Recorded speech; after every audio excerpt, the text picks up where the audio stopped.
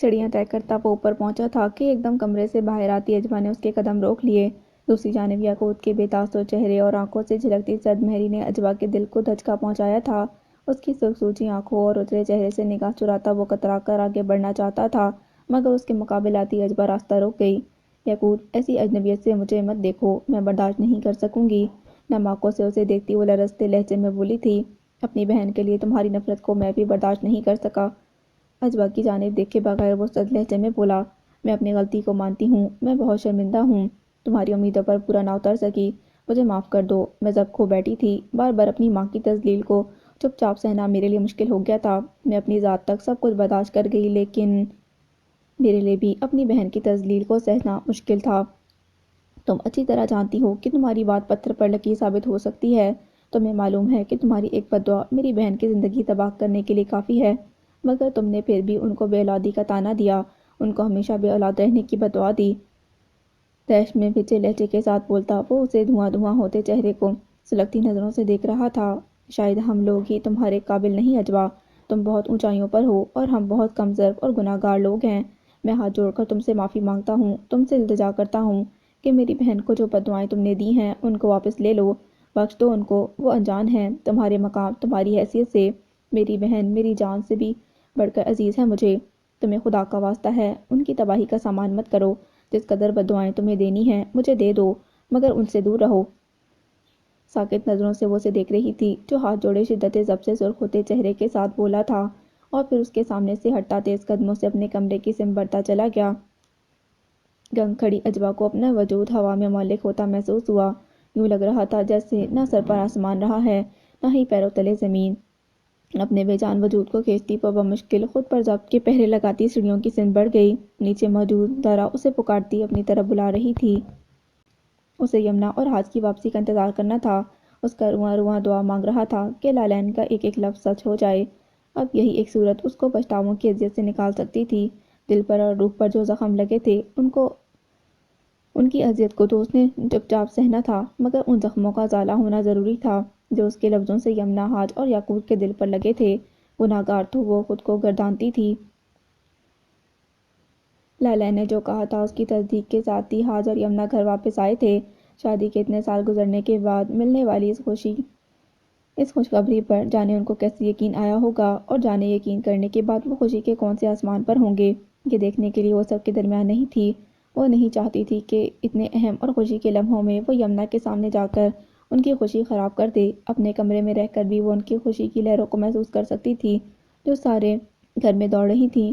شانوں کے گرد گرم شال لپیٹے وہ بالکونی میں کھڑی دور دھند میں لپٹے خستہ حال مکان کو دیکھ رہی تھی کہ یکدم کمرے کے دروازے پر ہونے والی دستک نے اسے چونکا دیا تھا۔ دروازہ کھولتے ہوئے اس نے باہر موجود حاج کو دیکھا اور پھر نظر چراتی ایک طرف ہٹ گئی۔ اندر داخل ہونے کی بجائے وہ چند لمحوں تک خاموشی سے اسے دیکھتے رہے جو سر جھکائے کھڑی تھی۔ تمہیں یاد ہے جب تم بہت چھوٹی ہوا کرتی تھی تو خالہ جان کے کہنے پر تم میرے لیے دعا کرتی تھی کہ میں اپنے امتحانوں میں اچھے نمبروں سے کامیاب ہو جاؤں۔ تمہیں نہ اس وقت دعا مانگنا آتی تھی اور نہ ہی ٹھیک سے بولنا آتا تھا، بس جو جملے خالہ جان تمہیں بتاتی تھیں تم ہاتھ اٹھا کر دعا میں وہی ٹوٹے پھوٹے جملے اپنی زبان سے رٹتی رہتی تھی۔ میں اس وقت تم پر بہت ہنستا تھا، مگر دل میں کہیں نہ کہیں یہ یقین ضرور ہوتا تھا کہ تمہاری دعا ضرور قبول ہوگی۔ وہ یقین آج اور بھی زیادہ مستحکم ہو گیا ہے۔ تم خالہ جان کی بیٹی ہو، میرے لیے تمہاری دعاؤں میں اثر کیوں نہ ہوگا؟ یہ تمہاری دعاؤں کا ہی ثمر ہے۔ اجما کہ ایک طویل عرصے بعد مجھے اپنی زندگی کی سب سے بڑی خوشی حاصل ہوئی ہے۔ ایک طویل عرصے کے بعد میں نے یمنا کو اور یمنا نے مجھے صحیح معنوں میں خوش دیکھا ہے۔ حاج دھیمے گمبھیر لہجے میں بولے تھے، آپ دونوں کو یہ خوشی بہت مبارک ہو۔ میں تو بس اللہ کی شکر گزار ہوں کہ میری دعاؤں کا بھرم رکھا گیا۔ وہ نظریں جھکاتے دھیمے لہجے میں بولی، آج جو ہوا، جو کچھ میری زبان سے نکلا وہ صرف غصے میں ہوا۔ میرے دل میں بھابھی کے لیے یا آپ کے لیے کوئی برائی نہیں ہے۔ غصے میں نے آپ کے دل کو بھی تکلیف پہنچائی، اس سب کے لیے مجھے معاف کر دیں۔ میں اپنے جملوں پر بہت زیادہ شرمندہ ہوں اور شرمسار ہوں۔ وہ بمشکل لہجے کی نمی چھپانے کی کوشش کرتی بولی، میں جانتا ہوں تم نے جو کہا تھا غصے میں کہا، اور اس حد تک تمہیں یمنا بھی لے گئی تھی۔ اس سے پہلے کہ میں تم سے معافی مانگتا ہوں ان سب تحقیر آمیز باتوں کے لیے جو اس نے خالہ جان کے لیے اور تمہارے لیے بولی تھیں، غلطی شاید میری ہے۔ میں ہی یمنا کو اپنی زندگی میں خالہ جان اور تمہارے مقام اور اہمیت سے ٹھیک طرح آگاہ نہیں کر سکا۔ یہ بھی سچ ہے کہ صرف وقت اور حالات مجھے خالہ جان اور تم تک پہنچنے سے روکتے رہے، اگر میں ملک سے باہر نہ ہوتا یا اگر مجھے بر وقت فلائٹ مل جاتی تو خالہ جان کے آخری وقت میں ان تک پہنچنے کے لیے مجھے دنیا کی کوئی طاقت نہ روک سکتی تھی۔ یہ بات میں خود کو بے قصور ثابت کرنے کے لیے تمہیں نہیں بتا رہا۔ بتانے کی وجہ صرف یہ ہے کہ خالہ جان اور میرے درمیان یمنا کبھی رکاوٹ نہیں بنی تھی۔ یہ تو میری ہی حرص اور طمع تھی، بہت اونچائیوں پر جانے کی ہوس تھی جس نے مجھے واپس پلٹنے نہیں دیا۔ بلند سے بلند مقام حاصل کرنے کی دھن میں جو کچھ میں نے کھو دیا اس کا پچھتاوا آخری سانس تک قائم رہے گا۔ بوجھل لہجے میں بولتے حاج خاموش ہو گئے تھے۔ جو گزر چکا ہے اس پر افسوس کرتے رہنے کی بجائے آپ اس خوشی میں اللہ کا شکر ادا کریں جو اتنے انتظار کے بعد آپ کو ملی ہے۔ گہری سانس بھر کر اجوا نے کہا تھا۔ اجوا، میں چاہتا ہوں کہ تم بھی سب کچھ بھلا کر یمنا کے پاس جاؤ، اسے بھی مبارکباد دو۔ کوئی زبردستی نہیں ہے، بس اگر تمہارا دل مانے تو۔ حاج کے کہنے پر اجوا نے اس بات میں سر ہلایا تھا۔ میں آپ کے یہ کہنے سے پہلے ان کے پاس جانے کا ارادہ رکھتی ہوں، لیکن اگر آپ بھی موجود ہوں گے تو میرے لیے ان سے بات کرنا زیادہ آسان ہو جائے گا۔ وہ بولی تھی، ٹھیک ہے، جیسا تمہیں بہتر لگے۔ حاج فوراً ہی بولے تھے، میں کمرے میں جاتا ہوں، تم کچھ دیر بعد آنا۔ میں تمہاری آمد کے بارے میں یمنا کو کچھ نہیں بتاؤں گا۔ حاج کے کہنے پر اس نے تائیدی انداز میں سر کو حرکت دی تھی۔ کمرے میں داخل ہوتے حاج بیڈ سے اترتی یمنا کی طرف متوجہ ہوئے تھے۔ یمنا، واپس بیٹھو، کچھ چاہیے ہو تو مجھ سے کہو، میں نے کہا بھی تھا کہ میرے آنے تک بیڈ سے مت اترنا۔ ناراضگی سے بولتے ہوئے انہوں نے یمنا کا ہاتھ تھام کر واپس بیڈ پر بٹھا دیا۔ میں اب بالکل ٹھیک ہوں، بغیر سہارے کے چل پھر سکتی ہوں۔ اب آپ یہ چاہتے ہیں کہ میں بیڈ سے قدم بھی نیچے نہ رکھوں تو یہ میرے لیے ممکن نہیں۔ ہاسپٹل میں ڈرپ لگنے کی وجہ سے 2 گھنٹے مسلسل لیٹے رہنے سے کمر تختہ ہو گئی ہے میری، تھوڑا واک کر لیتی ہوں۔ بالکل نہیں، کچھ دن تک تو تم بالکل بھی زیادہ ادھر ادھر گھومنا بند کر دو۔ تم جانتی ہو کہ تمہاری صحت کتنی خراب ہو گئی ہے اور اب تو تمہیں زیادہ احتیاط کرنی ہے، اپنا زیادہ سے زیادہ خیال رکھنا ہے۔ گھر کی فکر بالکل چھوڑ دو۔ اپنی طرف سے تم نے ذرا بھی لاپرواہی کی تو میں برداشت نہیں کروں گا۔ آج کے ڈانٹنے والے انداز پر وہ بے ساختہ مسکرائی تھی۔ آپ مجھے خوش نظر آنے سے زیادہ پریشان کیوں دکھائی دے رہے ہیں حاج؟ خوشی ہی اتنی بڑی ملی ہے یمنا، سنبھالے نہیں سنبھل رہی، دل میں عجیب سے خوف سما گئے ہیں۔ میں نہیں چاہوں گا کہ ہماری ذرا بھی بد احتیاطی ہمیں اس خوشی سے کہیں۔ حاج بات مکمل نہیں کر سکے تھے۔ انشاءاللہ کچھ غلط نہیں ہوگا، آپ بے فکر رہیں، میں اپنا خیال رکھوں گی۔ مجھے اپنی خوشی سے زیادہ آپ کی خوشی عزیز ہے۔ یمنا دھیمے لہجے میں ان کو تسلی دے رہی تھی۔ حاج، مجھے آپ سے کچھ کہنا ہے۔ ان کے ہاتھ پر اپنا ہاتھ رکھتی یمنا یکدم بے حد سنجیدہ ہو گئی تھیں۔ آپ جانتے ہیں میں کس قدر ذہنی دباؤ میں تھی یاقوت کی وجہ سے۔ اسی کیفیت میں اجوا سے ہونے والی تکرار میں نے آپ کی خالہ جان کے بارے میں بہت کچھ غلط کہہ کر آپ کے دل کو بھی ٹھیس پہنچائی ہے۔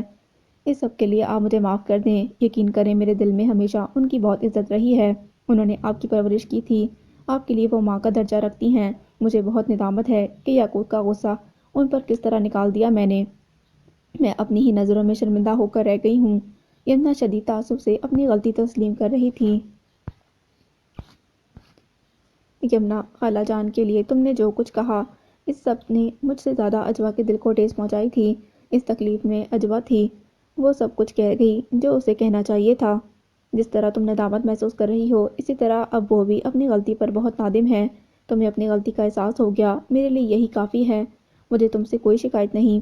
اجوا اگر چاہتی تھی کہ تم لالین سے بات کر لو تو صرف اس لیے کہ اس نے میری اور تمہاری اولاد سے محرومی کو دل سے محسوس کیا تھا۔ جہاں تک بات یاقوت کی ہے، وہ تمہارا بھائی ہے۔ اس سے اختلاف کے لیے تم اس سے لڑو جھگڑو، اس پر غصہ کرو، مگر اس کے غصے کا نشانہ اجوا کو مت بناؤ۔ وہ میری بہن ہے، تمہیں وہ یاقوت کے قابل نہیں لگتی تو کوئی بات نہیں۔ میں تم سے وعدہ کرتا ہوں کہ اجوا کی طرف سے کوئی پیش قدمی یاقوت کی جانب نہیں ہوگی۔ میرے ایک بار کہنے پر وہ یاقوت کو پہچانے گی بھی نہیں۔ اس سے زیادہ مجھے اس کی عزت نفس پیاری ہے۔ جو کچھ آج ہوا اس کے بعد تمہاری مخالفت کو جاننے کے بعد وہ تو میرے کچھ بولے بغیر ہی اپنے قدم پیچھے ہٹا لے گی، پھر بھی میں احتیاطاً اسے اس سلسلے میں بات کر کے محتاط کر دوں گا۔ فی الحال تم یہ سب مسئلے خود سے دور کر دو، تمہاری مرضی کے بغیر کچھ نہیں ہوگا، ایسا میں نہیں ہونے دوں گا۔ تمہیں ڈاکٹر کی ہدایت کو بس یاد رکھنا ہے، کوئی ڈپریشن نہیں لینا۔ حاج کے گہرے سنجیدہ لہجے اور تاکید پر وہ سر ہلاتی خاموش رہی تھی، تبھی دروازے سے ابھرتی دستک نے ان دونوں کو متوجہ کیا۔ حاج ان کے سامنے سے اٹھ کھڑے ہوئے اور دروازے کی سمت بڑھے۔ امید کے مطابق باہر اجوا موجود تھی۔ کچھ جھجکتے ہوئے وہ اندر داخل ہوئی، جبکہ اسے دیکھ کر یمنا کے تاثرات مزید سنجیدہ ہو گئے تھے۔ گہری سانس بھر کر وہ دھیرے دھیرے قدم بڑھاتی بیڈ کی سمت بڑھ گئی۔ یہ آپ کی امانت میرے پاس تھی۔ بولتے ہوئے اجوا نے شاپر میں چھپی کوئی چیز یمنا کی طرف بڑھائی۔ الجھی نظروں سے چند لمحے اسے دیکھنے کے بعد یمنا نے ایک نگاہ ہاتھ پر ڈالی اور پھر ان کے خاموش اشارے پر یمنا نے وہ شاپر اجوا سے لے لیا تھا۔ یہ کیا ہے؟ یمنا پوچھے بغیر نہ رہ سکی تھی۔ آپ خود ہی دیکھ لیجئے۔ اجوا کے کہنے پر یمنا نے ایک بار پھر حاج کو دیکھا اور پھر شاپر سے بڑا سا مخملی باکس نکال لیا۔ اجوا نے خود ہی آگے بڑھ کر سرخ مخملی باکس کو ان کے سامنے کھول دیا۔ یمنا شدید نظروں سے اس خوبصورت زیور کو دیکھ رہی تھی جو بہت ہی دیدہ زیب اور دلکش ڈیزائن کا تھا۔ خالص سونے کی چمک دمک ہی آنکھوں کو خیرہ کرنے کے لیے کافی تھی۔ یہ میں جانتی ہوں کہ آپ کو زیورات زیادہ پسند نہیں، مگر امی نے یہ بہت محبت سے آپ کے لیے بنوایا تھا۔ ناراضگی میں انہوں نے حاج بھائی کو یہ حکم تو دے دیا تھا کہ وہ ہمارے گھر کی دہلیز پر پلٹ کر واپس نہ آئیں، مگر جب آپ کی اور حاج بھائی کی شادی کی خبر ان تک پہنچی تو انہوں نے سب سے پہلے یہی کام کیا۔ ان کو امید تھی اور انتظار بھی تھا کہ حاج بھائی آپ کو لے کر ان کے پاس ضرور آئیں گے، لیکن زندگی نے ان کو زیادہ مہلت نہ دی۔ دھیمی آواز میں بولتی وہ ایک پل کو خاموش ہوئی تھی۔ میں آپ کی یہ امانت کسی بہت اچھے موقع پر آپ کے حوالے کرنا چاہتی تھی، اور اس سے بڑھ کر خوشی کا موقع آپ کے لیے اور ہم سب کے لیے کوئی دوسرا نہیں ہو سکتا۔ بھابھی ہو سکے تو اپنی خوشیوں کے صدقے ہی مجھے معاف کر دیجیے گا۔ یہ کیسی بات کر دی تم نے اجوا؟ ایسا مت کہو۔ ہر گھر میں اونچ نیچ اور تکرار ہو جاتی ہے۔ تمہاری طرح تمہاری بھابھی کو بھی اس بات کا احساس ہے کہ جو ہوا اچھا نہیں ہوا۔ تم دونوں ہی ان تلخ باتوں کو اب بھول جاؤ۔ غلط فہمیاں اور اختلافات ہونے کے وجہ سے تعلق تو ختم نہیں ہو جاتے، درگزر سے کام لینے میں ہی رشتوں کی بقا ہے۔ اجوا کے سر پر ہاتھ رکھ کر حاج نرمی سے بولے تھے، جبکہ یمنا گود میں رکھے سرخ باکس کو دھیرے سے بند کرتی خاموش ہی تھی۔ بھابھی، آپ میری طرف سے مطمئن ہو جائیں۔ میں جب تک اس گھر میں ہوں نہ ایسا کچھ کروں گی، نہ ہونے دوں گی جس میں آپ خوش نہ ہوں۔ آپ کی مرضی کے بغیر اس گھر کا کوئی فیصلہ نہیں ہو سکتا، نہ ہی میں ایسے کسی فیصلے میں کسی کا بھی ساتھ دے سکتی ہوں۔ یہ میرا آپ سے وعدہ ہے۔ آپ کسی بھی بات کے لیے پریشان نہ ہوں۔ آپ بس اپنا خیال رکھیں۔ اتنے طویل انتظار کے بعد آپ کو اور حاج بھائی کو صبر کا پھل مل رہا ہے، بس یہ یاد رکھیں۔ اجوا، یہی تو میں اس کو سمجھا رہا ہوں، مگر مجھے ان کی طرف سے یہی خدشہ ہے کہ گھر کے انتظامات کی فکر میں اپنی عادت سے مجبور ہو کر یہ خود کو بے آرام کرتی رہے گی۔ تم نے ہمارے لیے اس قدر دعائیں کی ہیں، اپنی عبادتوں میں ہمارے لیے خوشیاں مانگی ہیں، تمہیں حق ہے کہ جہاں یہ بد احتیاطی کرتی نظر آئیں تو بے جھجک ان کو ٹوک دو۔ میں 2-4 اور ملازمائیں گھر کے کاموں کے لیے رکھ لوں گا، مگر ان کے پہرہ داری کے لیے ہر وقت گھر میں نہیں رہ سکتا۔ اب یہ کام میں تمہارے ہی ذمے سونپ رہا ہوں۔ تمہارے سوا کوئی یہ ذمہ داری نہیں نبھا سکتا۔ حاج کے قطعی لہجے پر اجوا نے یمنا کو دیکھا، مگر وہ ہنوز سر جھکائے خاموش تھی۔ یمنا کی طرف مت دیکھو، میری خاطر تمہیں یہ کرنا ہی ہوگا اگر تمہیں میری خوشی عزیز ہے تو۔ حاج مزید بولے تھے، آپ بے فکر رہیں، میں ہوں نا بھابھی، اور گھر کا خیال رکھنے کے لیے آپ کو ملازموں کی فوج گھر میں رکھنے کی ضرورت نہیں، ہم خود ہی کافی ہیں۔ اجوا ہلکی سی مسکراہٹ کے ساتھ بولی تھی، میں جاتی ہوں، آپ دونوں بھی آرام کریں۔ ہاسپٹل میں بہت زیادہ وقت لگ گیا تھا آپ دونوں کو۔ واپسی کے لیے پلٹی وہ حاج سے مخاطب تھی، جبکہ یمنا خاموشی اور پرجوش نظروں سے اسے حاج کے ہمراہ دروازے کی سمت جاتا دیکھ رہی تھی۔ اب تمہیں اندازہ ہو رہا ہے کہ تم نے بہت عجلت کا مظاہرہ کر ڈالا ہے۔ تمہیں اجوا کے ساتھ اتنے جارحانہ انداز میں بات نہیں کرنی چاہیے تھی۔ سب کچھ تمہارے سامنے تھا، مگر تم نے اسے شاید یہ باور کروا دیا کہ ہر چیز کی ذمہ دار صرف وہی ہے۔ وہ غلط ہے۔ غازی اس سے مخاطب تھا جو گہرے سنجیدہ تاثرات کے ساتھ اسے سنتا بالکل خاموش تھا۔ میں جانتا ہوں غلط اجوا کی طرف سے بھی ہوا، مگر شروعات کہاں سے ہوئی؟ زارا گواہ ہے ہر سچ کی۔ وہ ہم سے پہلے وہاں موجود تھی، ہر بات سے وہ تمہیں آگاہ کر چکی ہے۔ جس طرح تم آپی کے لیے اس کے تلخ جملے برداشت نہیں کر سکے تھے، اسی طرح وہ بھی اپنی ماں کے لیے آپی کے توہین آمیز جملے برداشت نہیں کر سکی۔ اور میں تمہیں ایک بات بتاؤں کہ یہ تکرار کسی اور صورت میں بھی ہوتی، مگر ہوتی ضرور۔ آپی کو کسی نہ کسی طرح اجوا سے الجھنا ہی تھا، تمہارا غصہ ان کو اسی طرح اجوا پر نکالنا ہی تھا۔ سچ تو یہ ہے کہ تم نے جس قدر عجلت میں موقع محل دیکھے بغیر آپی کے سامنے اپنا فیصلہ سنایا تھا، اس کے بعد یہی سب ہونا تھا۔ مجھے یقین ہے کہ اپنا فیصلہ سنانے سے پہلے اگر تم اجوا سے بات کر لیتے، اس سے مشورہ کرتے تو 100% وہ تمہیں منع کرتی۔ تم نے اپنی منمانی کر کے اس کے کیے کرائے پر پانی پھیر دیا۔ تم یہ کہنا چاہتے ہو کہ جو کچھ ہوا اس کا ذمہ دار میں ہوں؟ یاقوت نے پوچھا تھا۔ یہ سوال تم خود سے کرو تو زیادہ بہتر ہوگا۔ غازی گہری سانس بھر کر بولا تھا۔ دوسری جانب یاقوت چند لمحوں تک اسے دیکھتا رہا اور پھر اس کے سامنے سے ہٹتا ٹیرس کی باؤنڈری کے قریب چلا گیا۔ آہنی باؤنڈری پر ہاتھ جماتے ہوئے اس کی نظریں دور اس پر ساکت ہوئی تھیں جو زارا کے پوشن کے باہر زہرا کے ساتھ ٹہلتی اسے باتوں میں مصروف تھی۔ دیکھو، اس طرح ڈسٹرب رہنے سے کچھ حاصل نہیں ہوگا۔ جو ہونا تھا وہ سب ہو چکا ہے، مگر جو غلط ہوا ہے اب اسے سدھارنے کی فکر کرو۔ اپنے اور اجوا کے درمیان سب ٹھیک کرنے کی کوشش کرو۔ ہو سکتا ہے کہ اسے یقین ہو گیا ہو کہ آگے بھی اگر آپ اور اس کے درمیان کوئی تکرار ہوئی تو تم اسی طرح اس کے ساتھ پیش آؤ گے، انصاف نہیں کرو گے۔ کہنا کیا چاہتے ہو تم؟ کیا نا انصافی کی ہے میں نے اس سے یہ نہیں کہا کہ اس کے ساتھ جو ہوا اچھا ہوا، یا یہ کہ میری بہن ہر طرح سے ٹھیک بول رہی ہے۔ کیا میں اس سے یہ کہتا کہ اس نے آپ ہی کو جو کچھ کہا بالکل ٹھیک کہا؟ دو چار بد دعائیں میں بھی اپنی طرف سے شامل کر دیتا اسے صحیح ثابت کرنے کے لیے۔ یک دم اس کے بھپرے انداز پر غازی نے زج ہو کر اسے دیکھا۔ تمہارا یہ غصہ فی الوقت تمہیں کچھ سوچنے سمجھنے نہیں دے گا۔ ٹھنڈے دل اور دماغ سے میری باتوں پر غور کرنا۔ اجوا کے سامنے تمہارے یہ تیور نہیں چلنے والے۔ تم خود دیکھ رہے ہو کس طرح وہ تمہیں نظر انداز کر رہی ہے۔ میں صرف یہ کہنا چاہتا ہوں کہ تم اسے اس کی غلطی کا احساس کسی اور طریقے سے بھی کروا سکتے تھے، مگر غصے میں جذبات میں آ کر تم نے جو کچھ اسے کہہ دیا ہے اب اس کا رزلٹ سب کے سامنے ہے۔ احساس تو اسے پھر بھی ہونا ہی تھا۔ آخر گئی نا وہ خود آپ ہی کے پاس معافی مانگنے۔ پچھلے ایک ہفتے سے وہ آپ ہی کی ذمہ داریاں خود نبھا رہی ہے، ان کا خیال رکھ رہی ہے۔ آپ ہی کا رویہ اب بھی کوئی پرجوش نہیں اس کے ساتھ، مگر سرد مہری بھی نہیں ہے۔ ایک دن ان دونوں کے تعلقات بہت اچھے بھی ہو جائیں گے، مگر جذبات میں آ کر تم نے اجوا سے بنی بنائی بات بگاڑ لی ہے۔ اور ایک بات میں تمہیں لکھ کر دے سکتا ہوں، آپ ہی نے یوں ہی پورا گھر اس کے حوالے نہیں کیا ہوا، یوں ہی اجوا سے ان کی بیزاری ختم نہیں ہوئی۔ اجوا نے ان کے سامنے تم سے دستبردار ہونے کی بات کی ہے، ان کو یقین دلایا ہے کہ تمہارے کسی فیصلے میں وہ شامل نہیں۔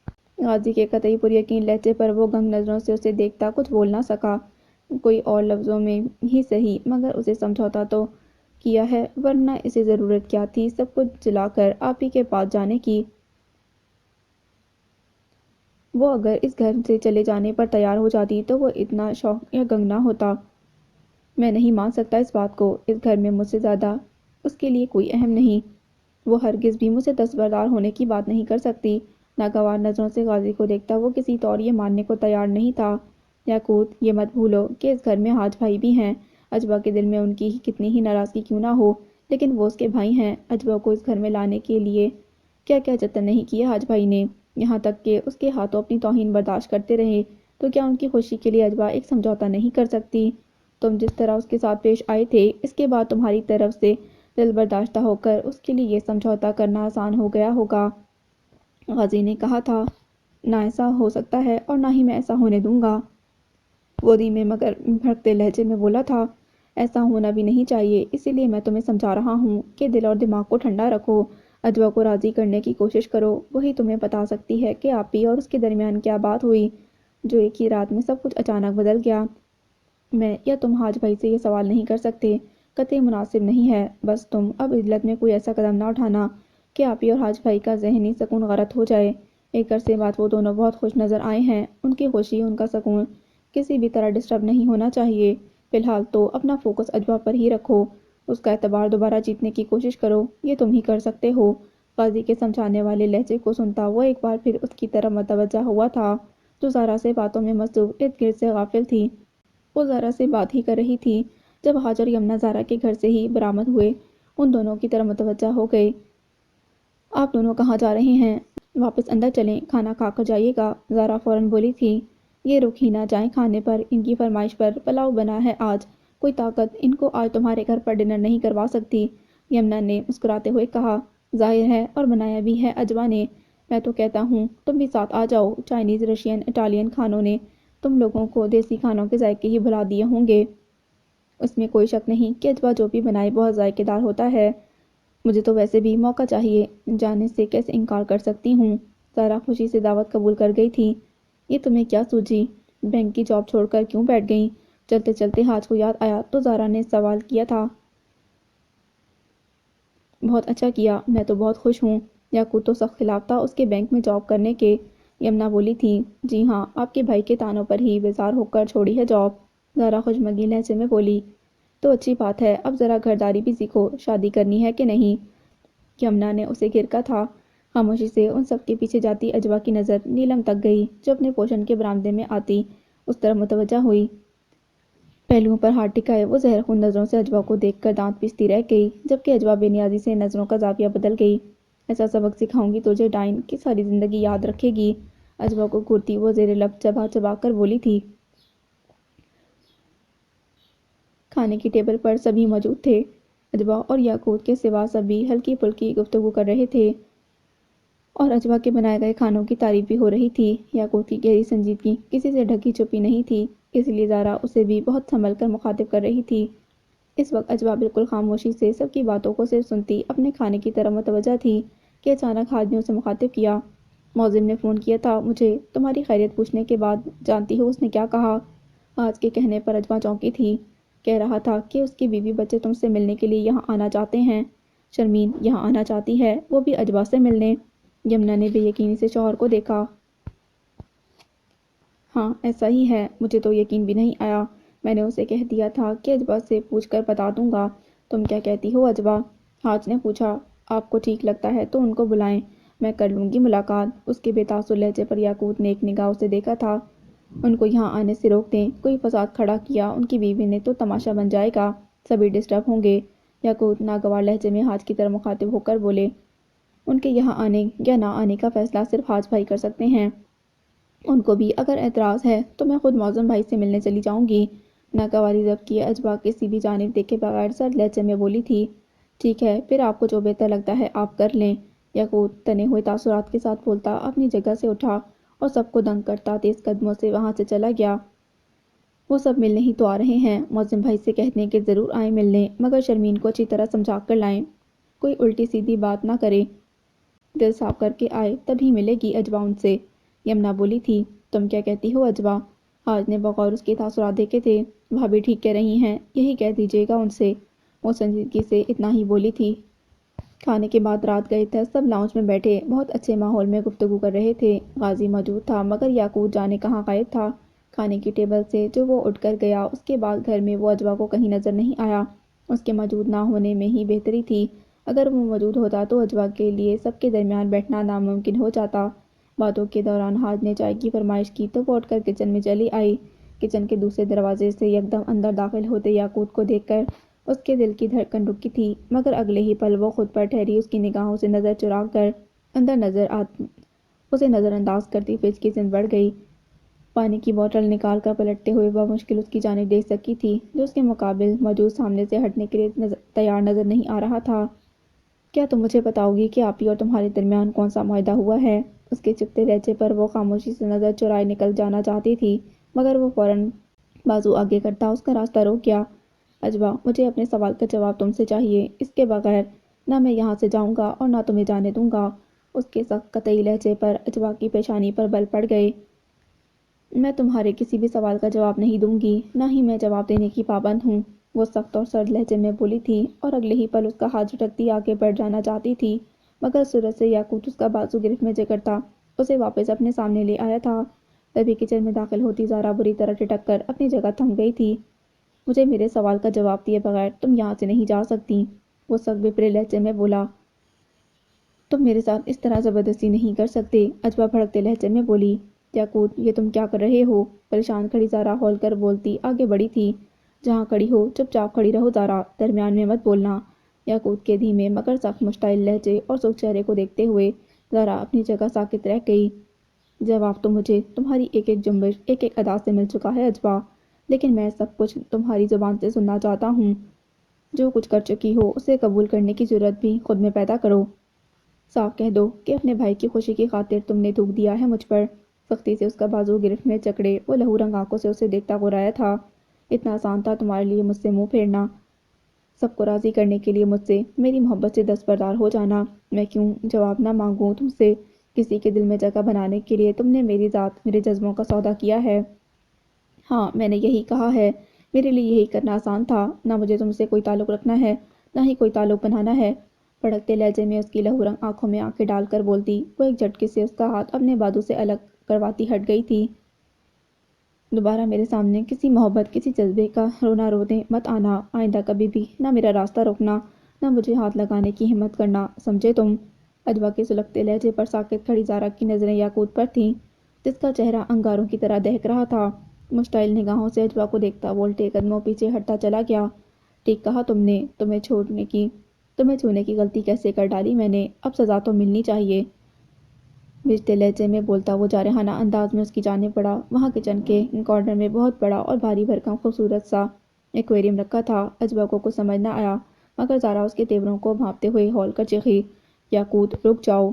زارا کی چیخ ٹوٹتے کانچ کی لرزہ خیر شور میں دب چکی تھی۔ پھٹی آنکھوں سے اجبا اسے دیکھتی رہ گئی، جو بازو سے ایک ہی وار سے ایکویریم کو چکنا چور کرتا گاڑھے خون سے تر ہوتی سلیوز کے ساتھ کچن کے اگبی دروازے سے ہی باہر نکل گیا۔ حواس باختگی میں شور کی آواز پر کچن کی طرف دوڑتے حاج اور غازی نے کچن میں بکھرے کانچ کے ٹکڑوں کو دیکھا۔ کوئی سوال کرنے کی ضرورت ہی نہیں تھی، رکے بغیر وہ دونوں یاقوت کے پیچھے ہی دوڑ گئے، جبکہ ان کے پیچھے جاتی زارا رک کر اجبا کے پاس آ گئی، جس کا چہرہ فک تھا۔ اجبا، اس سے پہلے کہ آپ یہاں آ جائیں، چلو یہاں سے، غازی اور حاج بھائی سنبھال لیں گے یاقوت کو۔ آپ ہی کے سامنے میں بہانہ کر دوں گی کہ میرے ہی کہنے پر وہ ایکویریم کی جگہ چینج کر رہا تھا اور پھر یہ حادثہ ہو گیا۔ تم نے بھی یہی سب کہنا ہے، اب چلو جلدی! عجلت میں بولتی زارا اس کا برف کی طرح ٹھنڈا ہوتا ہاتھ پکڑے کچن سے باہر نکل گئی تھی۔ میں صرف یمنا کی وجہ سے خاموش رہا ہوں۔ تمہارے سپورٹرز جو بہانے سب کے سامنے تراش کر تمہاری حرکت پر پردہ ڈال رہے ہیں، وہ مجھے بے وقوف نہیں بنا سکتے۔ 42 اسٹچز آئے ہیں تمہیں، کتنا خون ضائع ہوا ہے تمہارا، کچھ اندازہ بھی ہے تمہیں؟ کانٹ توڑنا ہی تھا تو کسی چیز کا استعمال کر لیتے، ہاتھ سے توڑنا ضروری تھا؟ ہاتھ کے شدید برہم لہجے میں کی گئی آخری بات پر خاموش بیٹھے یاقوت پر ایک نگاہ ڈال کر غازی نے دوسری نگاہ یزدان پر ڈالی، جو مسکراہٹ چھپانے کی ناکام کوشش بھی نہ کر سکا تھا۔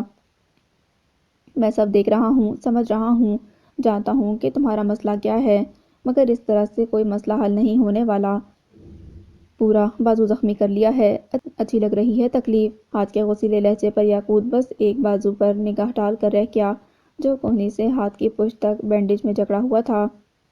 یاقوت، میں وارننگ دے رہا ہوں تمہیں، یہ سب دوبارہ نہیں ہونا چاہیے، ورنہ میں اجبا کو اس گھر میں نہیں رہنے دوں گا۔ حاج کے قطعی لہجے پر یاقوت کو نظر اٹھا کر ان کی جانب دیکھنا پڑا تھا۔ جو تم چاہتے ہو اسے قبول کرنے کے لیے یمنا کو تھوڑا وقت چاہیے۔ ابھی اس کی حالت ایسی نہیں کہ اس کی کسی بھی چیز کے لیے اسے فورس کیا جائے۔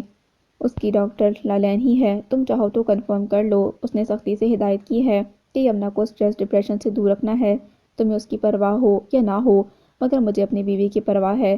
قطعی طور پر میں نے تمہارے معاملے پر خاموشی اختیار کر رکھی ہے، بھولا نہیں ہوں، نہ اسے نظر انداز کیا ہے۔ بھروسہ رکھو، تھوڑا صبر اور تحمل سے کام لو، تم نے اپنا ارادہ میرے سامنے بیان کر دیا ہے، اب یہ میری ذمہ داری ہے کہ اس پر کب عمل کرنا ہے اور کب عمل کروانا ہے، مگر تب تک تم اپنے جارحانہ تیور قابو میں رکھو، ورنہ پھر نتائج کے ذمہ دار تم خود ہوگے۔ مجھ سے کوئی شکوہ مت کرنا۔ قطعی اور سخت لہجے میں بات مکمل کر کے وہ پلٹ کر جاتے جاتے رک کر غازی اور یزدان کی طرف متوجہ ہوئے تھے۔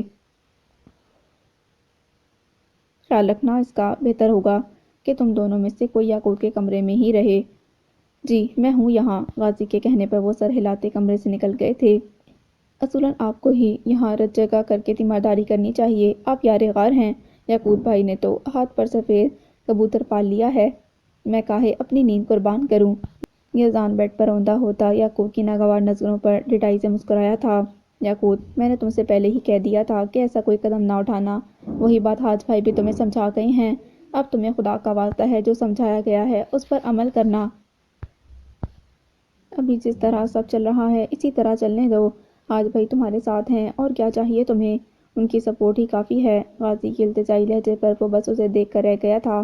میں سونے سے پہلے آپ کی بس یہ خدمت کر سکتا ہوں کہ آپ کو کافی پیش کر دوں، ابھی لے کر آتا ہوں۔ یزدان احسان کرنے والے انداز میں بولتا بیڈ سے اٹھ گیا۔ میرے لیے بھی بنانا کافی؟ باہر جاتے یزدان کو آواز لگا کر غازی اپنی جگہ سے اٹھا تھا۔ کافی رات ہو گئی ہے، میں چینج کر کے آتا ہوں، تم لیٹ جاؤ۔ بیٹھے کیوں ہو؟ دروازے کی زن بڑھتا غازی اس کی خاموشی اور بے توجہی پر رک گیا تھا۔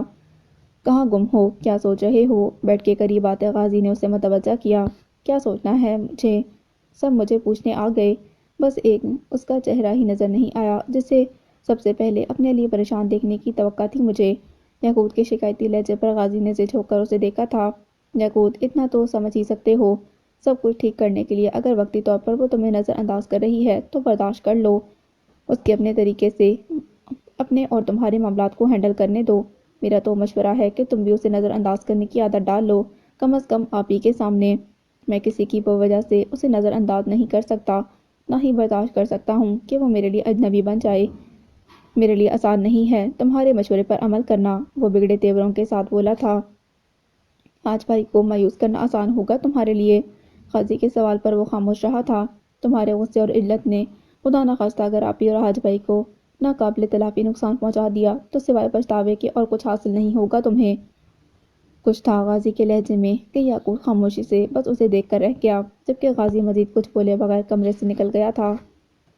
چینج کر کے کمرے سے نکلتے غازی کے قدم فون پر آنے والی کال نے روک لیے۔ سائڈ ٹیبل سے فون اٹھاتے ہوئے اس نے حیرت سے اس انجان نمبر کو دیکھا۔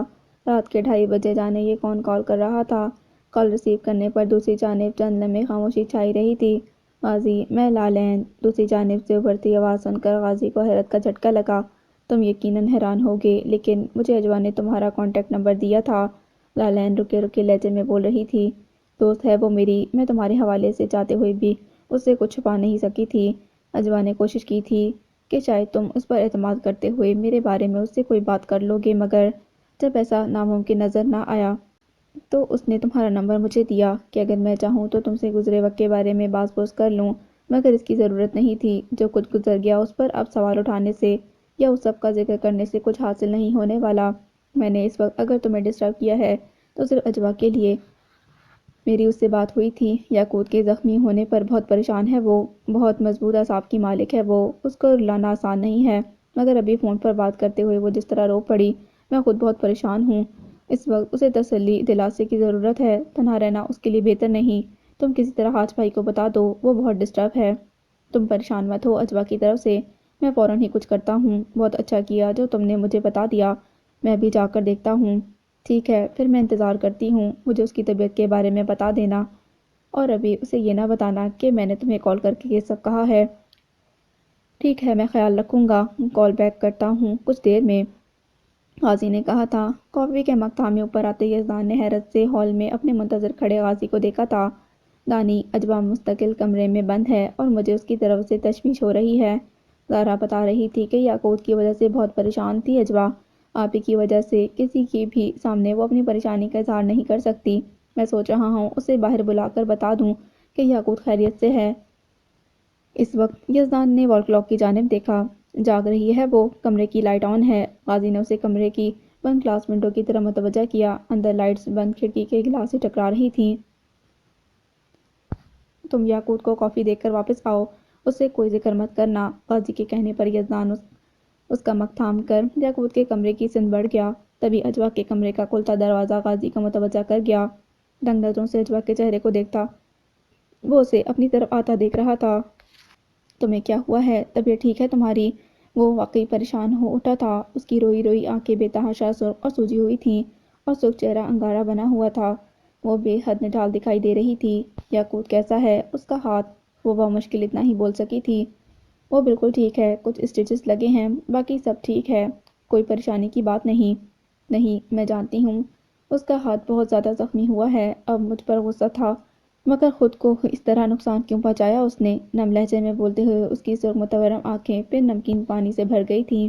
اجوا، یقین کرو، یاقوت کے لیے یہ چوٹ معمولی ہے، کچھ دن میں ہی ہاتھ ٹھیک ہو جائے گا۔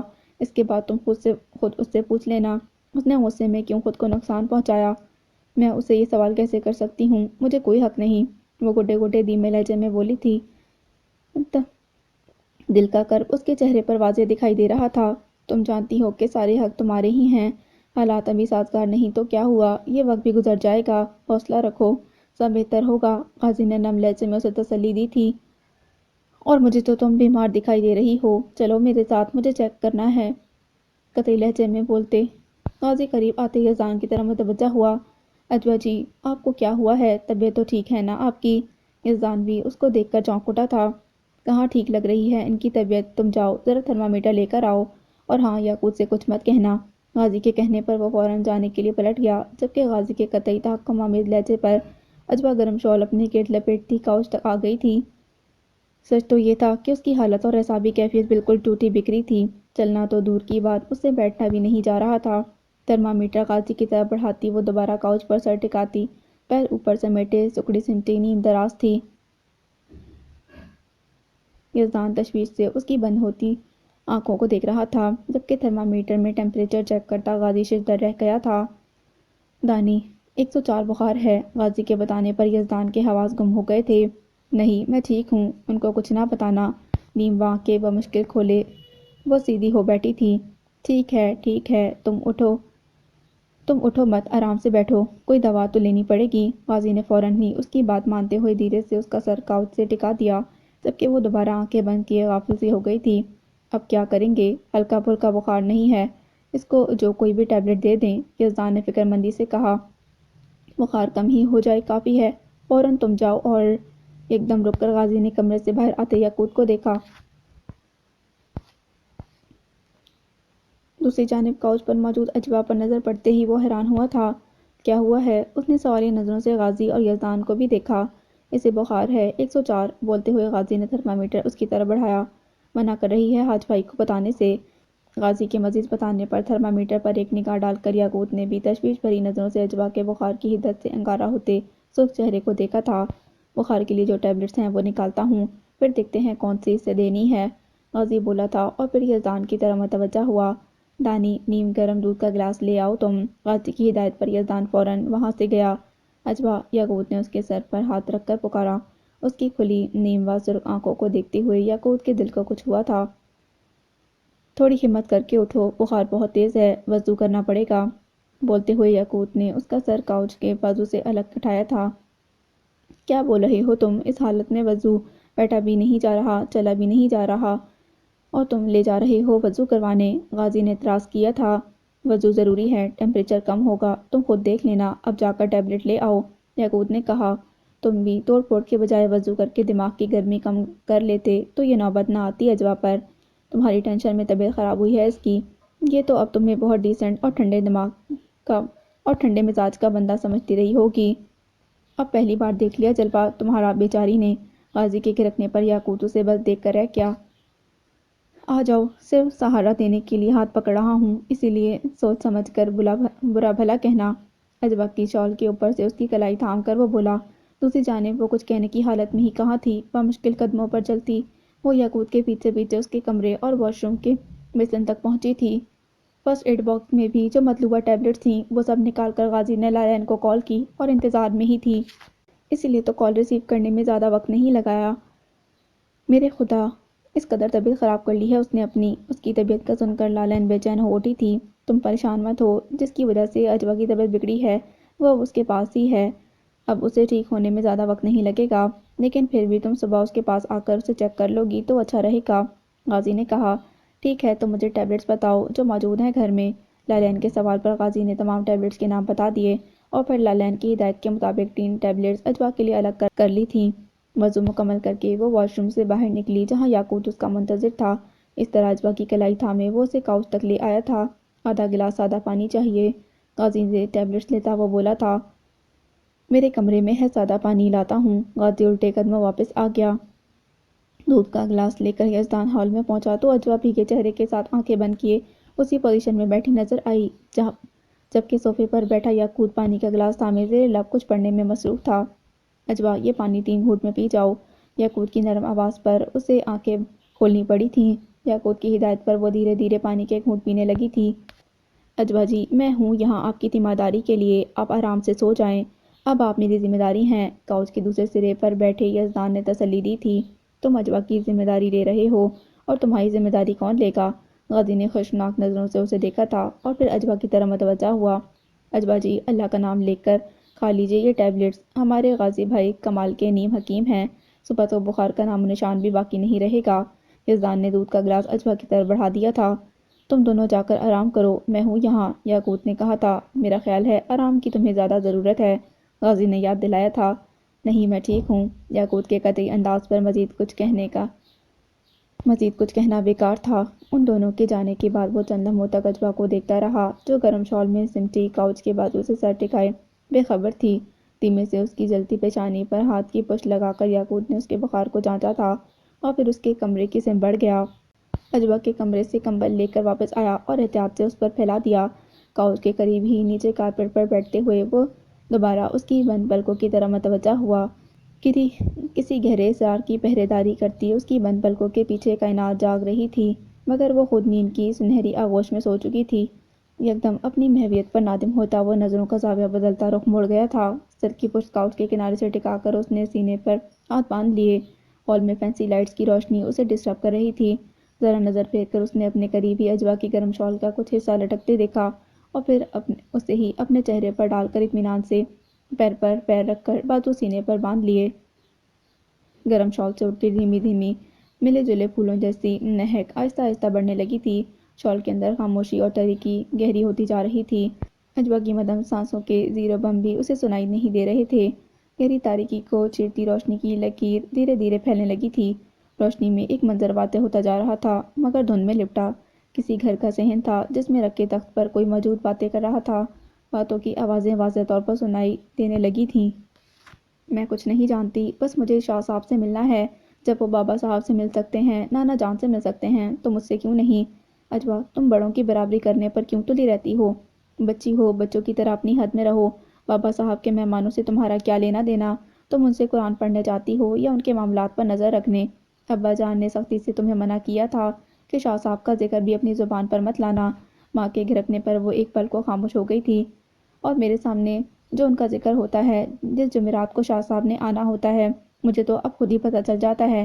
وہ شام کو میں ہی بی جان کے ساتھ کتنے سارے چراغ روشن کرتی ہوں، پورے باغیچے کی صفائی کرتی ہوں، سب طرف لوبان کی دھونی دیتی ہوں۔ اتنی تیاریاں ہوتی ہیں ان کی آمد کے دن، بی جان تو ان کے سامنے بھی نہیں جاتی ہوں گی۔ اس طرح آپ کی طرح ہی ہیں وہ بھی، دیواروں سے بھی پردہ کرتی ہیں، مگر مجھے بابا صاحب اور نانا جان کی طرح شاہ صاحب سے ملنا ہے۔ تم ضد کیوں نہیں چھوڑو گی؟ بی جان کے سامنے یہ سب کہو، روئی کی طرح دھنک کر رکھ دیں گی تمہیں، اور بابا صاحب کو خبر ہو گئی تمہارے ارادوں کی تو پڑھانا چھوڑ دیں گے تمہیں۔ 12 سال کے ہونے والی ہو، جس مقصد سے بابا صاحب کے پاس جاتی ہو اس کی فکر کرو۔ اس عمر میں تو تمہیں اب تک 3-4 بار قرآن مکمل کر لینا چاہیے تھا، اور تم ابھی تک 8ویں سپارے پر اٹکی ہو۔ کتنی شرمندگی کی بات ہے۔ اب خاموش رہ کر پڑھو، مجھے کپڑے سینے دو۔ مشین کے گھر گھر کی آواز کو سنتی وہ بیزاری سے کچھ دیر تک چپ چاپ بیٹھی رہی تھی۔ ہو گیا ہے مکمل اسکول کا کام، میں جا رہی ہوں بابا صاحب کی طرف۔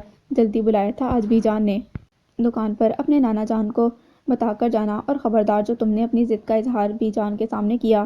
پیچھے سے آتی ماں کی تاکید بھری آواز پر اس نے کان نہیں دھرے تھے۔ اسے اندازہ ہو گیا تھا کہ جو کرنا ہے اسے خود ہی کرنا ہے۔ بابا صاحب کی طرف پڑھنے کے لیے جاتے ہوئے اسے 6 ماہ تو ہو چکے تھے۔ اس تمام عرصے میں اس کے کانوں میں جتنی بار بھی شاہ صاحب کا ذکر پہنچا، اس کا تجسس بڑھتا رہا۔ جس طرح ان کے استقبال کی تیاریاں ہوتی تھیں، اس سب کو دیکھ کر شاہ صاحب کو دیکھنے کا اشتیاق بھی بڑھتا جا رہا تھا۔ اور بات یہ کہ جب جب اس کی زبان پر شاہ صاحب کا ذکر آیا، ماں اور نانا نے اسے سختی سے ٹوک دیا۔ شاہ صاحب کون ہیں؟ کس وقت آتے ہیں؟ کس وقت جاتے ہیں؟ کیسے نظر آتے ہیں؟ بہت کوششوں کے باوجود بھی ان سب سوالوں کے جواب نہیں مل سکے تھے۔ پچھلی بار بھی اس نے جمعرات کے دن بہت سارے بہانے گھڑ کر رات تک بابا صاحب کی طرف رک کر انتظار کیا شاہ صاحب کا، مگر بے سود۔ عشاء سے پہلے اس کے نانا جان اسے ساتھ لے جانے آ پہنچے تھے۔ آج بھی جمعرات کا دن تھا۔ بی جان نے کہا تھا مغرب کے بعد حجرے میں چراغاں کرنا ہے، اور پھر یہ کہنے کی کسی کو ضرورت ہی نہ تھی کہ آج شاہ صاحب نے بابا صاحب سے ملاقات کے لیے آنا ہے۔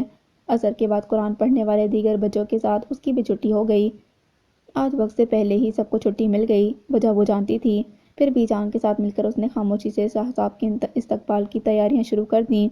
اس نے دل میں پکا ارادہ کر لیا تھا کہ آج ہر صورت اسے شاہ صاحب سے ملنا ہے، یا کم از کم ان کو دیکھ ہی لینا ہے، مگر یہ کوشش اسے بہت سوچ سمجھ کر اور ہوشیاری سے کرنی تھی۔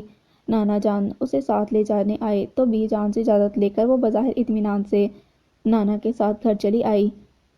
ماں کے ساتھ اس نے عشاء کی نماز پڑھی، پھر سب کے ساتھ بیٹھ کر اس نے کھانا کھایا، اور پھر سونے کی تیاری شروع ہو گئی۔ حسب معمول بستر پر جانے سے پہلے ہی اس نے وضو کیا تھا۔ ماں نے روز کی طرح سونے سے پہلے دعائیں پڑھ کر اس پر دم کیا اور حصار باندھا۔ رات آہستہ آہستہ گہری ہوتی جا رہی تھی۔ جب اسے یقین ہو گیا کہ اس کی ماں اور گھر کے باقی افراد سو چکے ہیں، تو وہ دھیرے سے اٹھ بیٹھی تھی۔ مقصد میں کامیابی کی دعائیں مانگتی، وہ بہت احتیاط سے بیرونی دروازہ کھول کر باہر نکل آئی۔ اس نے دائیں بائیں سڑک پر نگاہ ڈالی۔ ہر سمت ہو کا عالم تھا، مگر آسمان پر مکمل اور بہت بڑا سا چاند تاروں کے جھرمٹوں میں جگمگاتا اپنی تیز روشنی بکھیر رہا تھا۔ سڑک پار کر کے وہ کچی زمین پر تیز قدموں سے چلتی جھاڑیوں اور اونچے گھنے درختوں کے درمیان جاتے راستے سے ہی اس سمت بھاگ رہی تھی۔ ڈر خوف اسے کوئی نہ تھا، بس خدشہ تھا تو صرف یہ کہ کہیں اسے دیر نہ ہو جائے، ایسا نہ ہو کہ شاہ صاحب آ کر بھی جا چکے ہوں۔ پھولی سانسوں کے ساتھ وہ بالآخر اس چاندنی رات میں بابا صاحب کے احاطے کے قریب پہنچ گئی، جو لاتعداد روشن چراغوں کے بقع نور بنا ہوا تھا۔ باغیچے کے گرد کھیتی پودوں اور تاروں کی باڑ پھیلا کر اس نے باغیچے میں ہی چھپ کر شاہ صاحب کا انتظار کرنا چاہا۔ جھکے وہ اونچے پودوں اور درختوں کے درمیان سے آگے آتی اس درخت کے ساتھ دبک کر بیٹھ گئی، کیونکہ یہ درخت صحن کے قریب تھا اور یہاں سے داخلی دروازہ بھی سامنے ہی تھا۔ جو بھی آتا وہ اس درخت کے قریب سے ہی گزر کر اندر جاتا۔ یوں ہی بیٹھے بیٹھے اسے کافی دیر گزر گئی۔ بے چینی بڑھنے لگی۔ وہ اپنی جگہ سے اٹھ کر چپکے چپکے چلتی واپسی باڑ کے نزدیک آ گئی۔ دائیں بائیں جاتے کچے راستے پر نگاہ ڈالتی۔ شاہ صاحب کی آمد کی دعائیں بھی زیر لب مانگتی جا رہی تھی۔ جانے کتنی دیر گزر گئی اسے راستہ تکتے تکتے، اور پھر جانے وہ رات کا کون سا پہر تھا جب آسمان پر چاند بالکل سر پر تھا اور اس کی تیز روشنی نے تاریکی کو مانند کر دیا۔ دائیں جانب بہت دور سے کچھ ہلچل ہوتی دکھائی دی۔ دور سے بلند ہوتی بے شمار گھنٹیوں کی آوازیں اسے حیران کر گئیں۔ اس کے ساتھ ہی اس کی آنکھیں حیرت سے پھیل گئیں۔ وہ دو سفید گھوڑوں میں جتھی بگھی تھی۔ برق رفتاری سے دوڑتے آتے ان گھوڑوں کے ٹاپوں کی ذرا بھی کوئی آواز نہ تھی۔ گھنٹیوں کی دھیمی دھیمی کانوں میں رس گھولتی آوازوں کے سوا ماحول کی سکوت میں کوئی آواز مخل نہیں ہو رہی تھی۔ یوں لگ رہا تھا وہ گھوڑے زمین پر نہیں ہوا میں دوڑتے آ رہے تھے۔ دور سے ہی اس شاندار بگھی کو دیکھتے ہوئے خود بخود اس کے دل کو یقین آ گیا کہ شاہ صاحب کی سواری آ گئی ہے۔ اس کا دل خوشی سے پھولے نہیں سما رہا تھا۔ دھڑکتے دل کو سنبھالتی وہ تیز قدموں سے واپس اس درخت کی سمت بڑھی، لیکن ایک کام بے اختیاری میں اس نے کیا کہ بی جان کے پسندیدہ گلاب کے پھولوں میں سے ایک بڑا سا کھلا کھلا گلاب اس نے نازک سی ٹہنی سمیت توڑ لیا۔ حالانکہ اس کا ارادہ یہ نہیں تھا کہ وہ شاہ صاحب کے سامنے آئے گی، اسے تو بس چھپ کر شاہ صاحب کو دیکھنا تھا۔ درخت کی آڑ میں دبک کر بیٹھنے کی بجائے وہ اس کے چوڑے تنے سے لگی کھڑی رہی۔ اس نے ذرا جو جھانکا، احاطے کے کھلے دروازے سے کچھ لوگ اندر آ رہے تھے۔ وہ سب سفید لبادوں میں، سفید چادروں میں، خود کو ڈھانپے 12 فٹ سے بھی زیادہ اونچے اونچے قد والے تھے۔ اس کے لیے یہی ایسے حیرت انگیز بلند قامت کے مہمانوں کی آمد اب کوئی حیرت کا باعث نہیں تھی۔ پہلی بار وہ بابا صاحب سے ملنے آنے والے ایک ایسے ہی مہمان کو دیکھ کر خوفزدہ ہوئی تھی، پھر بعد میں اس کے لیے یہ معمول ہی بن گیا تھا۔ ان میں سے اکثر مہمان اتنے نورانی شکل و صورت والے ہوتے کہ اس کا دل چاہتا کہ بس اس کو دیکھتے ہی رہے۔ ایسے مہمانوں سے بھلا کون ڈرتا؟ اس کے ساتھ پڑھنے والے باقی بچے بھی تو نہیں ڈرتے تھے۔ وہ سب مہمان اب قریب آتے جا رہے تھے۔ ان سب میں شاہ صاحب کو پہچاننا اس کے لیے مشکل نہیں تھا۔ وہ سب سے آگے تھے۔ صرف ان کے ہی سر اور شانوں پر سرخ ریشمی چادر تھی، جس میں سے صرف ان کی لمبی سیاہ داڑھی ہی دکھائی دے رہی تھی۔ ان کے ہاتھ میں مدھو تسبیح ان کے گھٹنوں سے نیچے تک لمبائی رکھتی تھی۔ باقی سب سفید پوش افراد ان کے دائیں بائیں 2 قدم پیچھے یقیناً ان کی عزت و تکریم میں آ رہے تھے۔ فضا میں یکدم ایسی مسحور کن خوشبو بکھر رہی تھی جو دل اور دماغ کو شاد اور تر و تازہ کر رہی تھی۔ حواسوں پر طاری ہوتی اس سحر انگیز خوشبو نے جانے اسے ہمت دی تھی یا پھر اس کی فطری دلیری تھی جو وہ بنا سوچے سمجھے بلا ارادہ یکدم درخت کی آڑ سے نکل کر ان کے راستے میں آتی ان سب کے قدم روک گئی تھی۔ درخت، پیڑ پودے، آسمان پر چمکتا چاند، سب اپنی اپنی جگہ ساکت اس چھوٹی سی بچی کو دیکھ رہے تھے۔ السلام علیکم شاہ صاحب۔ دونوں ہاتھوں سے پھول ان کی طرف بڑھاتے اس کا معصوم چہرہ خوشی سے تمتما رہا تھا۔ اس کی مسکراہٹ سے ذرا بھی تو ڈر یا جھجک محسوس نہیں ہو رہی تھی۔ اسے کافی اوپر گردن اٹھانا پڑ رہی تھی سرخ ریشمی چادر کی سمت دیکھنے کے لیے۔ انسانوں کی بچی ہے یہ تو۔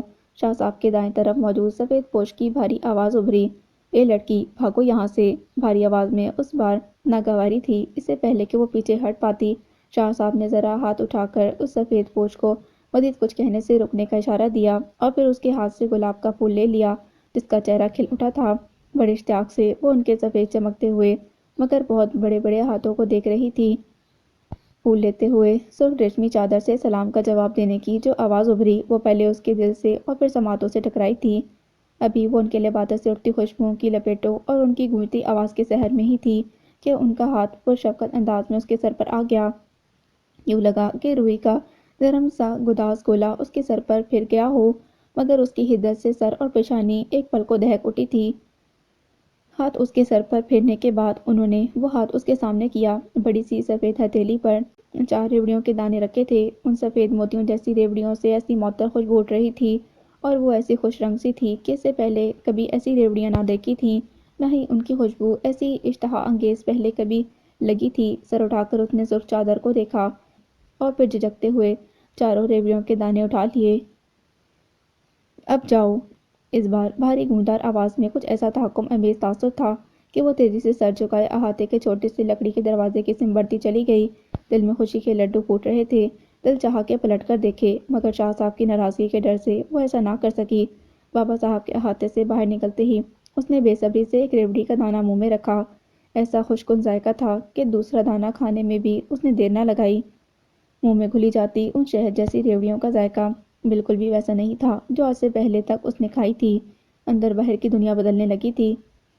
ایسا لگ رہا تھا کہ وہ زمین پر نہیں، پانی پر چل رہی ہے۔ دائیں بائیں بکھری جھاڑیوں اور درختوں کے گرد ہزاروں بلکہ لادار ٹمٹماتے جگنوؤں نے عجیب سما باندھ دیا تھا۔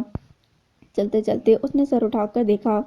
وہ متحیر رہ گئی۔ جگنوؤں کا ایک بڑا سا قافلہ اس کے سامنے سائباں کی طرح چل رہا تھا۔ جھاڑیاں، درخت سب جگنوؤں سے اٹے پیچھے رہ گئے تھے، مگر سر پر سایہ فگن جگنوؤں کا یہ قافلہ اس کے ساتھ ساتھ گھر کے دروازے تک گیا۔ حالانکہ اس کا دل نہیں چاہتا تھا، مگر اسے ٹمٹماتے قافلے کو الوداع تو کہنا ہی تھا۔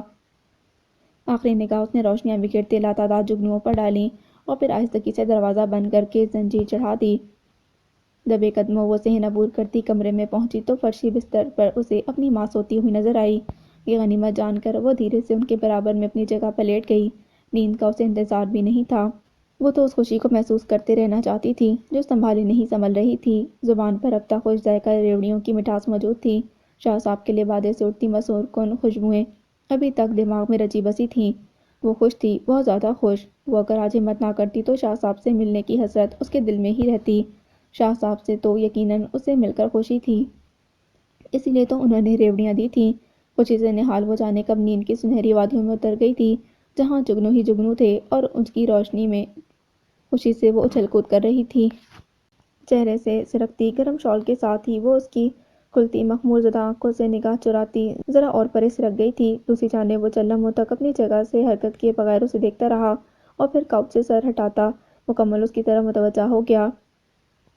جاگتی آنکھوں میں اترتے ہوئے سوئے چہرے دل کی دنیا دھرم برہم کر ڈالتے ہیں۔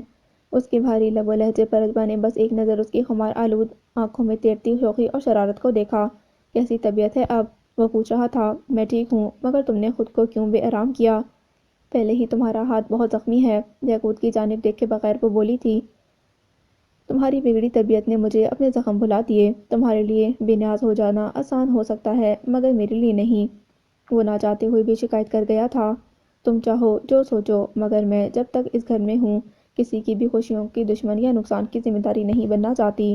اپنی خوشیاں داؤ پر لگا کر یعقوب نے اس کی بات کاٹی۔ ہاں، کیونکہ میری خوشی ان دو انسانوں کی خوشی سے بڑھ کر نہیں جو برسوں کی محرومی اور صبر کے بعد ان کو مل رہی ہے۔ ہر بات وضاحتوں کے ساتھ بیان نہیں کی جا سکتی۔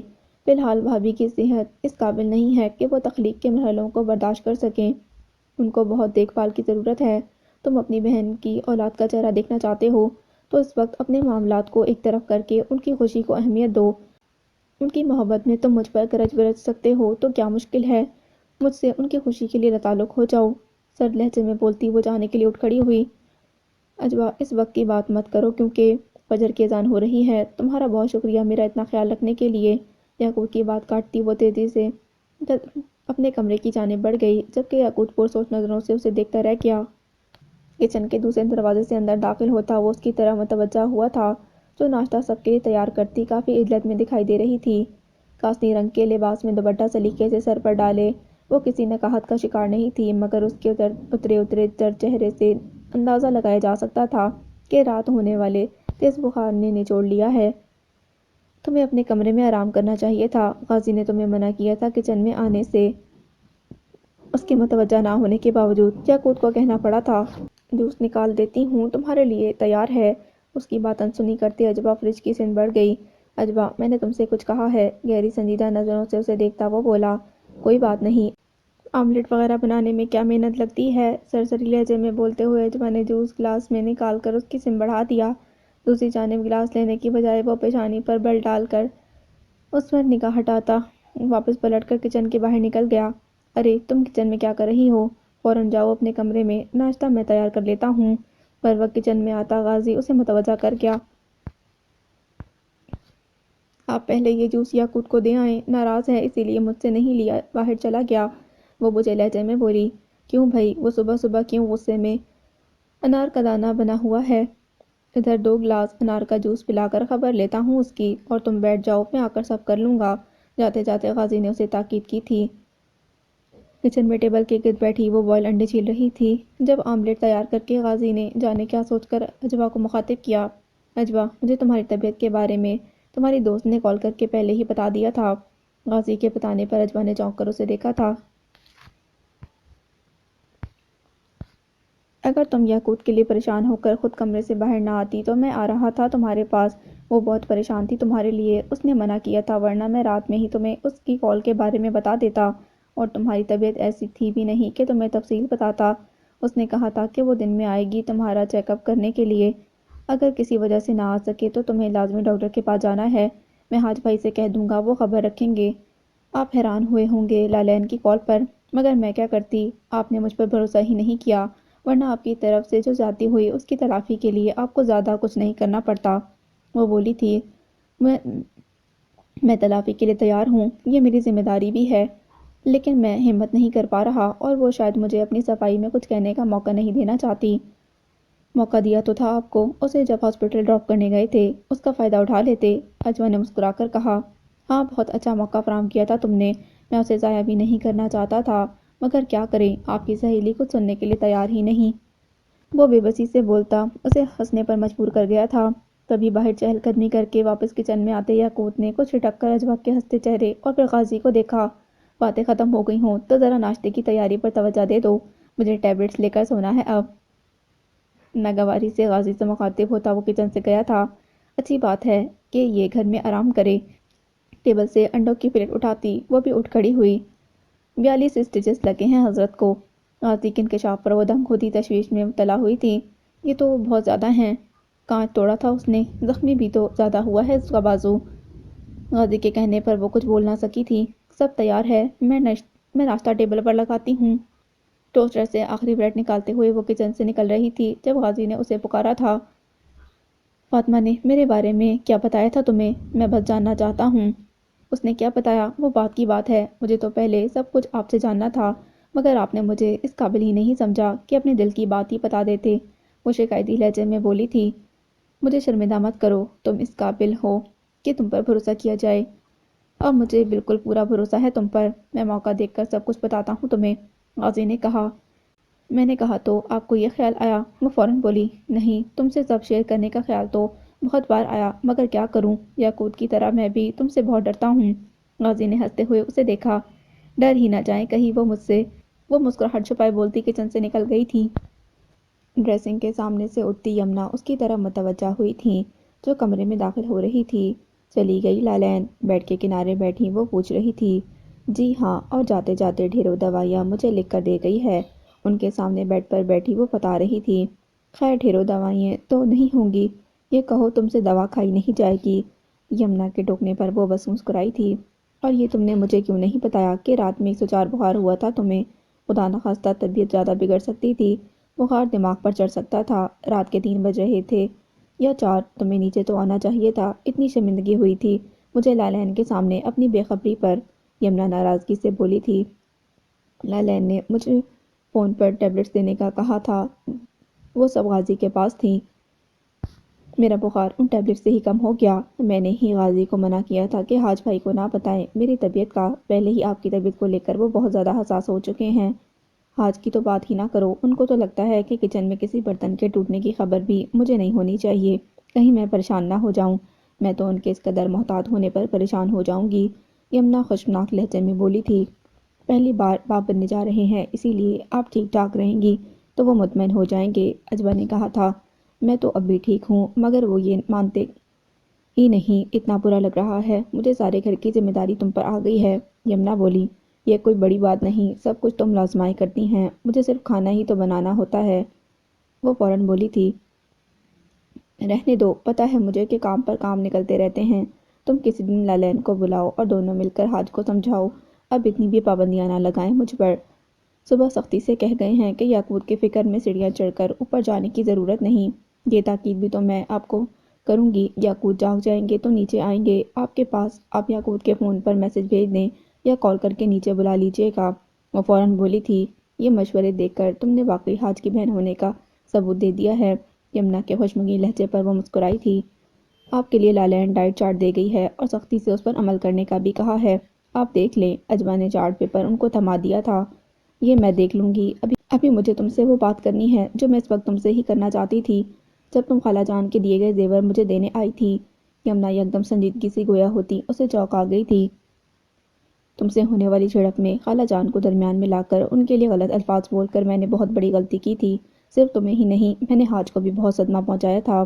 اپنی غلطی کا احساس ہونے کے بعد میں خود اپنی نظروں میں ہی گر چکی ہوں۔ میں نے حاج سے معافی مانگی تھی۔ آج تم سے بھی معافی مانگتی ہوں، اپنی ماں کے لیے۔ میرے نازیبا جملے تم نے جانے کس طرح برداشت کیے ہوں گے۔ ماں بھی ان سب باتوں کو نہ دہرائیں، اب جن کے لیے آپ ہی نہیں میں بھی آپ سے شرمندہ ہوں۔ جو کچھ ہوا وہ سب غصے میں ہو گیا۔ میرا دل آپ کی طرف سے بالکل صاف ہے۔ آپ بڑی ہیں، آپ کو مجھ سے معافی مانگنے کی ضرورت بالکل بھی نہیں۔ اجوا، کوتاہیاں ہوئی ہیں مگر یقین کرو حالات بھی اتنے مخالف رہے کہ حاج تم سے اور خالہ جان سے محبت رکھنے کے باوجود پلٹ کر نہ جا سکے۔ پہلے امی اور پھر اچانک ابو کی وفات نے اس گھر اور کاروبار کی ذمہ داریوں میں ان کو گھیر لیا، ورنہ تمہاری اور خالہ جان کی ذمہ داری اور فرض کو لے کر ان سے اتنی کوتاہیاں نہ ہوتیں۔ خالہ جان کے آخری وقت میں اگر وہ ملک سے باہر نہ ہوتے تو… میں جانتی ہوں بھابھی، جو ہونا تھا وہ ہو گیا۔ کوتاہیاں، غلطیاں، گناہ ہم انسانوں سے ہی سرزد ہوتے ہیں، ان پر نادم بھی ہونا بڑی بات ہے۔ صرف آپ کی طرف سے ہی نہیں، حاج بھائی کی طرف سے بھی میرا دل صاف ہے۔ آپ بھی میری طرف سے مطمئن رہیں، میں کبھی کوئی ایسا قدم نہیں اٹھاؤں گی جو آپ کی اور حاج بھائی کی مرضی کے خلاف ہو۔ آپ دونوں کی خوشی میں ہی میری خوشی ہے، آپ دونوں کی مرضی ہی میرے لیے سب سے زیادہ اہم ہے۔ وہ دل کی گہرائیوں سے بولی، جبکہ بغور اسے دیکھتی یمنا نے مسکرا کر سر ہلایا تھا۔ برآمدے میں آتے ہوئے اس نے خوشگوار حیرت سے سامنے رکھے ان 5 بڑے بڑے گملوں کو دیکھا جن میں گلاب کے پھول، گھنے ہرے بھرے پودے لگے تھے۔ ان سب میں 3 سے 4 گلاب کے پھول کھلے اپنی خوشبو بکھیر رہے تھے۔ آ جاؤ بھائی، تمہارے پسندیدہ پودے آ چکے ہیں، حاج اسے دیکھتے ہی بولے تھے۔ یہ کون لایا ہے؟ سوالیہ نظروں سے اس نے امیر حمزہ کو بھی دیکھا تھا۔ میں لایا ہوں اجوا جی، امیر حمزہ فوراً بولا تھا۔ جھوٹ بول رہا ہے، یاقوت لے آیا ہے یہ سب۔ حاج نے مسکراتے ہوئے امیر حمزہ کی غائب ہوتی مسکراہٹ کو دیکھا۔ جی ہاں، وہی لائے ہیں، مگر ان کی گاڑی سے یہاں برآمدے تک تو میں ہی لایا ہوں یہ سب گملے۔ اب آپ بتا دیں کہاں رکھنے ہیں یہ سب؟ امیر حمزہ نے پوچھا تھا۔ میں تو یہ سب اپنے کمرے کی بالکنی میں رکھنا پسند کروں گی، مگر وہاں اتنی جگہ نہیں، وہ سوچتے ہوئے بولی تھی۔ ایسا کرو، بالکنی میں صرف ایک پودا رکھ لو، باقی کی جگہ یہیں برآمدے میں دیکھ لو، حاج نے مشورہ دیا تھا۔ ٹھیک ہے، پھر ایک اوپر بالکنی میں رکھاؤ۔ اجوا کے پوچھنے پر امیر حمزہ نے ایک گملہ اٹھایا اور حاج کے ساتھ ہی گھر کے اندر چلا گیا، جبکہ اجوا نے گرل کے قریب جگہ منتخب کر کے گملے وہاں رکھنے شروع کروا دیے۔ عشاء کی نماز سے وہ فارغ ہو کر نیچے آئی تو معلوم ہوا کہ یمنا اور حاج کے کوئی مشترکہ کزن اپنی بیوی بچوں کے ساتھ آئے ہوئے ہیں۔ ان سب کے لیے چائے وغیرہ کا اہتمام کر کے وہ گلاب کے پودوں کو ایک نظر دیکھنے باہر برآمدے میں چلی آئی تھی۔ اسے خدشہ تھا کہ نیلم ضرور ان پودوں پر ہاتھ صاف کرنے کا موقع ڈھونڈ رہی ہوگی۔ سارے پودے اپنی جگہ موجود تھے۔ مطمئن ہو کر وہ وہیں برآمدے کے اسٹیپس پر بیٹھ گئی۔ فضا میں اب خنکی کم سے کم ہوتی جا رہی تھی کہ موسم بدلنے والا تھا۔ ارد گرد کہیں کوئی دکھائی نہیں دے رہا تھا۔ پچھلے کچھ دنوں سے غازی اور یاقوت رات گئے تک ہی فیکٹری سے واپس آ رہے تھے، کیونکہ وہاں نائٹ شفٹوں میں بھی کام ہو رہا تھا۔ آج خود بھی فیکٹری کو زیادہ وقت دے رہے تھے۔ کھلے آسمان پر ٹمٹماتے ستاروں پر نظریں دوڑاتے ہوئے اس کی تمام سوچوں کا رخ یاقوت کی طرف ہونے لگا تھا کہ تبھی چونک کر بائیں جانب متوجہ ہوتی وہ ہول کر اپنی جگہ سے اٹھ کھڑی ہوئی۔ اسے دور سے پکارتی بھاگتی آتی وہ نیلم ہی تھی۔ اجوا، جلدی چلو، یاقوت بھائی بہت غصے میں اس میدان والے پرانے مکان کی طرف گئے ہیں، سب جانتے ہیں وہاں ان کو خطرہ ہے۔ پھولی سانسوں کے درمیان بولتی نیلم اس کے حواس گم کر گئی تھی۔ اس سے کوئی سوال کیے بغیر اجوا اس کے ساتھ ہی بھاگتی عقبی حصے میں پہنچی جہاں کوئی موجود نہ تھا۔ آہنی گیٹ آدھا کھلا ہوا تھا۔ تم نے خود دیکھا ہے یاقوت کو وہاں جاتے ہوئے؟ گیٹ کے باہر آتے ہوئے اجوا نے بس ایک سوال کیا۔ جواب اس بات میں ملتے ہی وہ نیلم کے ساتھ مکان کی سمت بھاگنا شروع کر چکی تھی۔ آسمان پر ادھورا چاند اپنی مدھم روشنی چھڑک رہا تھا۔ میدان میں ہر سمت گہرے سناٹے اور وحشت کا راج تھا۔ دور سڑک پر اکا دکا ہی گاڑی گزر رہی تھی۔ بہت فاصلہ ہونے کی وجہ سے اس سڑک پر ٹریفک کا شور ہوتا بھی تو کوئی خاص فرق نہ پڑتا۔ زنگآلود سفید گیٹ کے قریب پہنچ کر دونوں نے اپنی سانسوں کو بحال کیا تھا۔ میں پہلے یاقوت کو آواز دیتی ہوں، نیلم سے کہہ کر وہ گیٹ کے مزید قریب ہوئی، جبکہ نیلم نے چپکے سے اپنے قدم پیچھے ہٹا لیے۔ 2-3 بار اجوا نے یاقوت کو پکارا مگر مکان کے اندر سے کوئی آواز نہ ابھری تھی۔ مجھے اندر جانا ہوگا، وہ کہیں کسی مصیبت میں نہ پھنس گیا ہو، اجوا نے فکرمندی سے بولتے ہوئے نیلم سے تائید چاہی۔ ہاں، تم اندر جا سکتی ہو، پہلے بھی تو گئی تھی، فکر نہ کرو، میں یہیں ہوں، نیلم نے فوراً کہا۔ تم اندر مت آنا، یہیں میرا انتظار کرنا، دعائیں پڑھتی رہو اور اپنے ارد گرد نظر رکھنا، ڈرنا مت اور دور ہٹ کر کھڑی رہنا۔ اجوا کو بھی اس کی فکر تھی۔ میں خیال رکھوں گی، تم میری فکر مت کرو، یاقوت بھائی کو جا کر تلاش کرو اندر۔ نیلم کی اجلت پر وہ فوراً نیم باغ گیٹ کو کھولتی اندر داخل ہو گئی۔ مر جا کر اندر، اب پتہ چلے گا اس ڈائن کو، ایسا سبق ملے گا کہ آج ساری زندگی مجھے یاد رکھے گی۔ زہر خون نظروں سے اجوا کو دیکھتی نیلم زیر لب بڑبڑائی تھی۔ کھلے گیٹ سے اسے اجوا اندر پھیلی تاریکی میں بڑا صحن عبور کر کے برآمدے تک جاتی دکھائی دے رہی تھی۔ برآمدے میں رکی وہ پلٹ کر کھلے گیٹ کی طرف ایک پل کو متوجہ ہوئی۔ باہر کھڑی نیلم اس کو اشارے سے اندر جانے کا کہہ رہی تھی۔ واپس گردن موڑ کر اس نے لکڑی کے بند دروازے کو دیکھا اور پھر ہمت کر کے آگے بڑھی۔ ابھی 2 قدم ہی وہ بڑھی تھی کہ بلند چرچراہٹ کے ساتھ وہ بھاری مضبوط دروازہ کھلتا چلا گیا۔ گیٹ کے باہر سے یہ منظر دیکھتی نیلم دم بخود رہ گئی۔ وہ تو اجوا کو اندر بھیج کر اپنی کامیابی پر خوش ہوتی، بھاگنے کے لیے پرتول رہی تھی، مگر اندر اس کھلتے دروازے نے اس کے قدم زمین میں جکڑ لیے تھے۔ کھلے دروازے کی اس جانب خوب اندھیرا تھا۔ وہ اندر چلی بھی جاتی تو کچھ دکھائی دینا مشکل تھا۔ آج تو اسے کہیں تحریک ہوتی نظر آئی نہ کوئی آواز آئی تھی۔ یاقوت، تم اندر ہو؟ یاقوت، اسے پکارتی وہ خوب اندھیرے سے شاید یاقوت کے نکل آنے کی امید رکھتی تھی۔ یاقوت کی یہاں غیر موجودگی کا یقین کیے بغیر وہ واپس نہیں جا سکتی تھی۔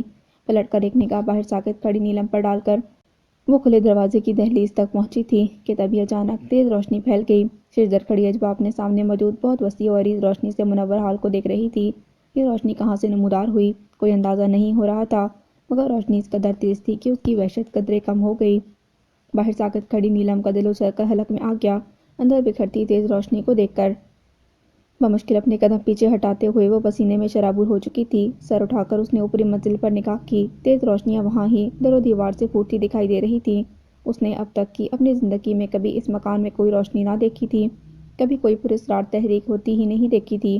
اس کا دماغ اس سب کو قبول نہیں کر پا رہا تھا، خوف اس پر غالب پانے لگا تھا۔ اس نے چاہا کہ چیخ کر اجوا کو پکارے، مگر آواز حلق میں گھٹ کر رہ گئی۔ اجوا اندر روشن ہال میں داخل ہوتی اس کی نظروں سے اوجھل ہو چکی تھی۔ تبھی اس کے ارد گرد ہی کہیں کسی نومولود بچے کے رونے کی مدھم مگر واضح آواز گونجی۔ ہڑبڑا کر اپنے اطراف میں نگاہ ڈالتی وہ یک لگ ساکت ہوئی۔ خوف سے دھڑکتا دل جیسے سینے سے باہر آنے لگا تھا۔ مکان سے پھوٹتی روشنیاں اس جانب بخوبی پہنچ رہی تھیں جہاں کوئی کھڑا اسے دکھائی دے رہا تھا۔ درمیان میں کوئی 30-40 قدم کا فاصلہ تھا۔ آنکھیں پھاڑے اس جانب دیکھتے ہوئے وہ آگے بڑھی۔ اس شخص کی پشت نیلم کی جانب تھی جو لیدر کی براؤن جیکٹ اس شخص نے پہن رکھی تھی۔ اسے وہ پہچانتی تھی، وہ جیکٹ کل ہی تو اس نے یاقوت کو پہنے دیکھی تھی۔ وہ شخص دور سے اسے یاقوت ہی لگنے لگا، لیکن اگر وہ یاقوت تھا تو اس طرح منہ پھیرے کیوں کھڑا تھا؟ اسے تو نیلم کو یہاں دیکھ کر ہی اب تک آگ ببولا ہو جانا چاہیے تھا۔ یاقوت بھائی، کیا یہ آپ ہیں؟ خوف کچھ کم ہونے لگا تھا، تبھی تو وہ بلند آواز میں پوچھتی تیزی سے اس کی جانب بڑھی۔ یاقوت بھائی ابھی چند قدم کے فاصلے پر ہی تھی جب وہ منہ پھیرے کھڑا تھا۔ اس کی جانب پلٹا تو وہ چہرہ یاقوت کا چہرہ ہی نہیں تھا، مگر وہ آنکھیں یاقوت کی نہیں تھیں جن کی پتلیاں غائب تھیں۔ الٹے قدموں واپس پیچھے ہٹتی نیلم کے حلق سے فلک شگاف چیخیں بلند ہوئی تھیں۔ خوف اور دہشت سے دور بھاگتے ہوئے اس کی آنکھوں کے سامنے اندھیرا چھا گیا تھا۔ اندر ہال کے وسط میں کھڑی وہ اطراف میں کھڑکیوں اور بند دروازوں پر نظر ڈال رہی تھی۔ ایک جانب زینہ اوپر کی طرف جا رہا تھا۔ وہ زینے کی طرف بڑھنے کا ارادہ ہی کر رہی تھی جب کھڑکیوں کی طرف سے ایک مانوس آواز ابھری، اجوا باہر آ جاؤ، تم سے جھوٹ بولا گیا ہے، اندر کوئی نہیں ہے۔ کھڑکی سے آتی یاقوت کی آواز نے اس کی وحشت کو کم کر دیا تھا۔ وہ اسے دیکھ تو نہ سکی تھی، بس کھڑکی کے باہر تاریکی میں ایک ہیولا ہی دکھائی دیا۔ یاقوت کی آواز سننے کے بعد وہ تیزی سے پلٹ کر بھاگتی ہوئی باہر نکلی۔ صحن کے اطراف آتے آتے ہی اس نے دیکھا روشنیاں بجھ گئیں اور دروازہ ایک آواز کے ساتھ بند ہو گیا۔ آہنی گیٹ سے باہر آتے ہوئے اس کی نگاہ درد بیزو زمین پر پڑے وجود پر پڑی۔ اگلے ہی پل وہ بلند آواز میں نیلم کو پکارتی اس کی جانب دوڑی۔ شدید بدحواسی میں نیلم کے چہرے کو تھپتھپا کر اسے ہوش میں لانے کی کوشش کرتی وہ متلاشی نظروں سے یاقوت کو بھی دیکھ رہی تھی، مگر وہ کہیں سے بھی آتا دکھائی نہیں دیا۔ شکر تھا کہ اس کی کوشش کامیاب رہی۔ نیلم اپنے حواسوں میں آتی اٹھ بیٹھی، مگر شدید خوف میں لرزتی کانپتی وہ اجوا سے لپٹ گئی تھی۔ اجوا کی تسلی اور دلاسوں پر اس نے کیا دیکھا سب اس کے گوش گزار کر دیا۔ اجوا کو زیادہ حیران ہونے کا وقت نہیں ملا۔ سڑک کی طرف سے اپنی طرف آتی بائیک کی لائٹ نے اسے کچھ گھبراہٹ میں مبتلا کر دیا تھا۔ نیلم، جلدی چلو یہاں سے، جانے کون کس نیت سے اس طرف آ رہا ہے۔ عجلت میں نیلم کو بھی خبردار کرتی وہ اسے سہارا دیکھ کر اٹھا چکی تھی۔ بائیک تیزی سے قریب آتی جا رہی تھی اور نیلم کے لیے قدم اٹھانا مشکل ہو رہا تھا۔ تبھی مانوس آواز نے اجوا کے قدم روک لیے۔ قریب ہی رکتی بائیک سے یزدان اور امیر حمزہ اتر کر ان کی سمت آئے۔ تم دونوں یہاں کیسے؟ اسے کیا ہوا ہے؟ یزدان نے حیران پریشان ہو کر اجوا کے سہارے نڈھال کھڑی نیلم کو دیکھا۔ میں تمہیں سب بتاتی ہوں، پہلے اسے اپنے ساتھ بائیک پر بٹھا کر گھر کی طرف چلو، اجوا نے کہا تھا۔ اگلے ہی کچھ لمحوں میں یزدان اور نیلم بائیک پر گھر کی سمت چلے گئے، جبکہ اجوا اور امیر حمزہ اپنے قدموں پر گئے۔ راستے میں امیر حمزہ کے سوالوں پر ہی اجوا نے ساری بات اسے بتا دی۔ وہ چاروں گھر کے ابھی حصے میں ہی رک گئے تھے۔ نیلم کی حالت ابھی سنبھلی نہیں تھی، اس کا سر بھاری ہو رہا تھا، چہرہ زرد اور وجود نڈھال تھا۔ اجوا نے دعائیں پڑھ کر کئی بار اس پر دم کیا، تب کہیں جا کر اس کے چہرے کی زردی کچھ کم ہوئی۔ اجوا سے معافی مانگنے اور اپنی غلطی تسلیم کرنے میں اس نے بالکل وقت نہیں لگایا تھا۔ یزدان کو اس پر شدید غصہ تھا۔ اجوا اسے منع نہ کرتی تو وہ نیلم کو بے نقص سناتا۔ اجوا کے اصرار پر نیلم جوس پی رہی تھی کہ اسی وقت امیر حمزہ کے ساتھ یاقوت آتا دکھائی دیا۔ بھائی، کسی سے اس کی یہ حرکت چھپانے کی ضرورت نہیں ہے۔ اس نے اجوا کے لیے گڑھا کھودا اور خود اس میں گر گئی۔ اپنے ساتھ ساتھ اس نے اجوا کو بھی خطرے میں ڈالا ہے، اس مکان کے اندر بھیج کر۔ یزدان غصے میں بولا تھا۔ نیلم نے اپنی غلطی کی معافی مانگ لی ہے، اس لیے اب اس بات کے لیے اسے اور شرمندہ مت کرو، اجوا نے ٹوکا تھا۔ تم بھی بغیر کوئی تصدیق کیے اس کے جھوٹ پر یقین کر کے وہاں چلی گئیں۔ یاقوت نے حیرت سے اجوا کو دیکھا۔ میں تو اس کی بات سن کر ہی پریشان ہو گئی تھی، تصدیق کرنے کی طرف دھیان ہی نہیں گیا، کچھ خجالت سے بولی۔ ضرورت نہیں تھی پریشان ہونے کی، کم از کم میرے لیے تمہیں پریشان ہونے کی ضرورت نہیں تھی۔ یاقوت کے سپاٹ لہجے پر وہ کچھ بول نہ سکی تھی۔ یاقوت بھائی، بچنے کے لیے یہ محترمہ وزیر یہ جھوٹ بول رہی ہیں، کس نے آپ کو وہاں دیکھا تھا؟ یزدان نے نیلم کو گھورتے ہوئے یاقوت کو بتایا۔ نیلم نے جھوٹ نہیں کہا، جب میں گھر کے اندر تھی تو باہر کی طرف کھلنے والی کھڑکی سے یاقوت نے ہی آواز دے کر باہر آنے کا کہا تھا، اور جب میں باہر آئی تو نیلم کافی دور بے ہوش پڑی مجھے نظر آئی، لیکن یاقوت وہاں کہیں نہیں تھا۔ یزدان سے کہہ کر وہ یاقوت کی طرف متوجہ ہوئی۔ جب وہاں مجھے تمہاری آواز سنائی دے سکتی ہے تو نیلم کو تم وہاں کیوں نہیں دکھائی دے سکتے؟ تم جانتے ہو وہاں سب کچھ ہونا ممکن ہے۔ یاقوت بھائی، وہ بالکل آپ کی طرح دکھائی دے رہا تھا، اس کا چہرہ دوسری طرف تھا، مگر میں اس کی طرف اسی لیے گئی کہ اس نے وہی براؤن جیکٹ پہنی ہوئی تھی جو آپ کی فیورٹ ہے۔ اس کی ڈریسنگ بالکل ویسی ہی تھی جو آپ نے کل کی ہوئی تھی۔ اجوا کے اندر جانے کے بعد جب اچانک وہاں روشنی پھیل گئی، مجھے تبھی اپنی غلطی کا احساس ہو گیا۔ خوف سے میری آواز ہی نہیں نکل رہی تھی، ورنہ میں چیخ کر اجوا کو واپس باہر بلانا چاہتی تھی، مگر اور جب میں نے آپ کو وہاں دیکھا تو اور کچھ سمجھ نہیں آیا۔ مدد کے لیے میں آپ کی طرف بڑھی، نام لے کر بھی پکارا، لیکن وہ تو کچھ اور ہی تھا۔ جب اس نے میری طرف رخ کیا تو اس کی پتلیوں سے خالی سفید آنکھوں نے ہی میری روح کھینچ لی تھی۔ اترے چہرے کے ساتھ سہمے انداز میں نیلم نے تفصیل بتائی۔ شکر کرو تمہیں تمہاری غلطی کی زیادہ بڑی سزا نہیں دی گئی۔ اجوا جی کو تو یاقوت بھائی کی آواز میں سچ میں بتا دیا گیا کہ کس دھوکے سے تم نے اس کو اس مکان میں بھیج دیا ہے، امیر حمزہ نے نیلم کو گرکتے ہوئے انداز میں سمجھایا تھا۔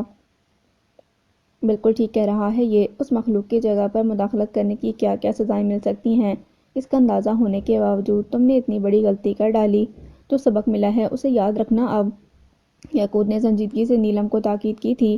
تم دونوں وہاں کیسے پہنچ گئے تھے؟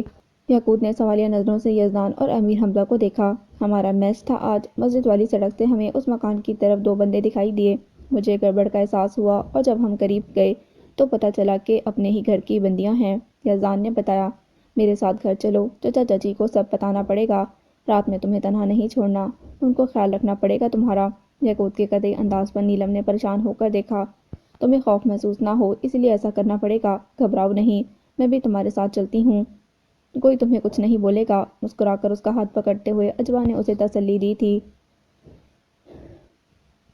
دن پر لگا کر اڑتے ہی چلے جا رہے تھے، اسے اپنے بوتیک کی فکر تھی، وہ لالین کے ساتھ مل کر بوتیک کی ذمہ داریاں بانٹنا چاہتی تھی، مگر ابھی گھر کو اور یمنا کو اس کی ضرورت تھی۔ حالانکہ یمنا نے کئی بار اس سے کہا تھا کہ زارا ان کے پاس ہے تو اسے بوتیک کا چکر لگاتے رہنا چاہیے، مگر جانے کیوں اس کا دل نہیں مانتا تھا۔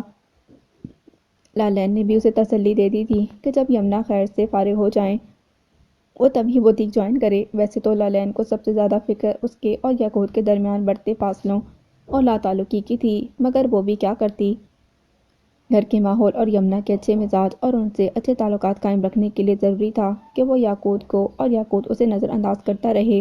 یاقوت بھی شاید اس کی باتوں کو اور مقصد کو بھی بہت اچھی طرح سمجھ چکا تھا، اسی لیے تو اس کا زیادہ وقت گھر سے باہر یا کزنز کے ساتھ گزرتا۔ گھر میں اگر ہوتا بھی تو خود کو غازی اور اپنے کمرے تک ہی محدود رکھتا۔ ایک چیز وہ بطور خاص محسوس کر رہی تھی کہ یعقوب جان بوجھ کر اس کے سامنے اس وقت زارا سے مخاطب ہو کر اسے باہر ساتھ چلنے کا کہتا جب زارا اس کے ساتھ موجود ہوتی۔ کبھی وہ دونوں اس کے سامنے واک کے لیے چلے جاتے یا آئس کریم کے لیے یا کسی اور وجہ سے۔ اجوا خاموشی سے یہ سب دیکھ رہی تھی، یوں ظاہر کرتی جیسے اسے کوئی سروکار ہی نہیں ان دونوں کے ساتھ کہیں جانے سے۔ اس رات بھی کچھ ایسا ہی ہوا تھا۔ وہ لان کی سرسبز باؤنڈری کے قریب رکھی کرسیوں پر زارا کے ساتھ بیٹھی باتیں کر رہی تھی جب فیکٹری سے یاقوت اور غازی کی واپسی ہوئی۔ پورٹ سے غازی پہلے ان دونوں کی طرف ہی بڑھ آیا تھا۔ اجوا، باہر کا کھانا اب ہضم نہیں ہو رہا۔ آج تو تمہارے ہاتھ سے بنی دال کیا آملیٹ بھی ملے کھانے میں تو خوشی سے کھاؤں گا۔ غازی کرسی پر براجمان ہوتا بے چارگی سے بولا تھا۔ رات کے 11 بجنے والے ہیں اور آپ نے ابھی تک کھانا بھی نہیں کھایا۔ اجوا نے ترہم آمیز نظروں سے اسے دیکھا تھا۔ خدا کا خوف کرو غازی، فیکٹری میں باقاعدہ سرٹیفائیڈ تین شیف موجود ہیں تم لوگوں کے کھانا بنانے کے لیے۔ زارا نے حیرت اور صدمے سے غازی کو گھرکا تھا، تبھی یاقوت قریب آ گیا۔ یہ شاپر تو جانا پہچانا لگ رہا ہے۔ زارا نے خوشگوار حیرت سے بولتے ہوئے یاقوت کا بڑھایا ہوا شاپر لے لیا۔ ہائے دولہا دلہن، پان ہاؤس کے میٹھے پان، نیلی جلدی آؤ۔ خوشی سے چہکتے ہوئے زارا نے وہاں آتی نیلی کو بھی اشارہ کیا۔ دوسری جانب یاقوت نے کنکیوں سے اجوا کی پیشانی پر آتے ناگوار بل دیکھے تھے۔ اجوا، تم یہ پان کھا کر دیکھنا، مزہ نہ آئے تو کہنا۔ زارا نے بے خبری میں ہی ایک پیکٹ اس کی طرف بڑھایا جسے نیلم نے اچک لیا۔ اجوا کو میٹھے پان پسند ہی نہیں، نیلم نے اطلاع دی۔ واقعی تمہیں میٹھے پان پسند نہیں؟ زارا نے بے یقینی سے اسے دیکھا۔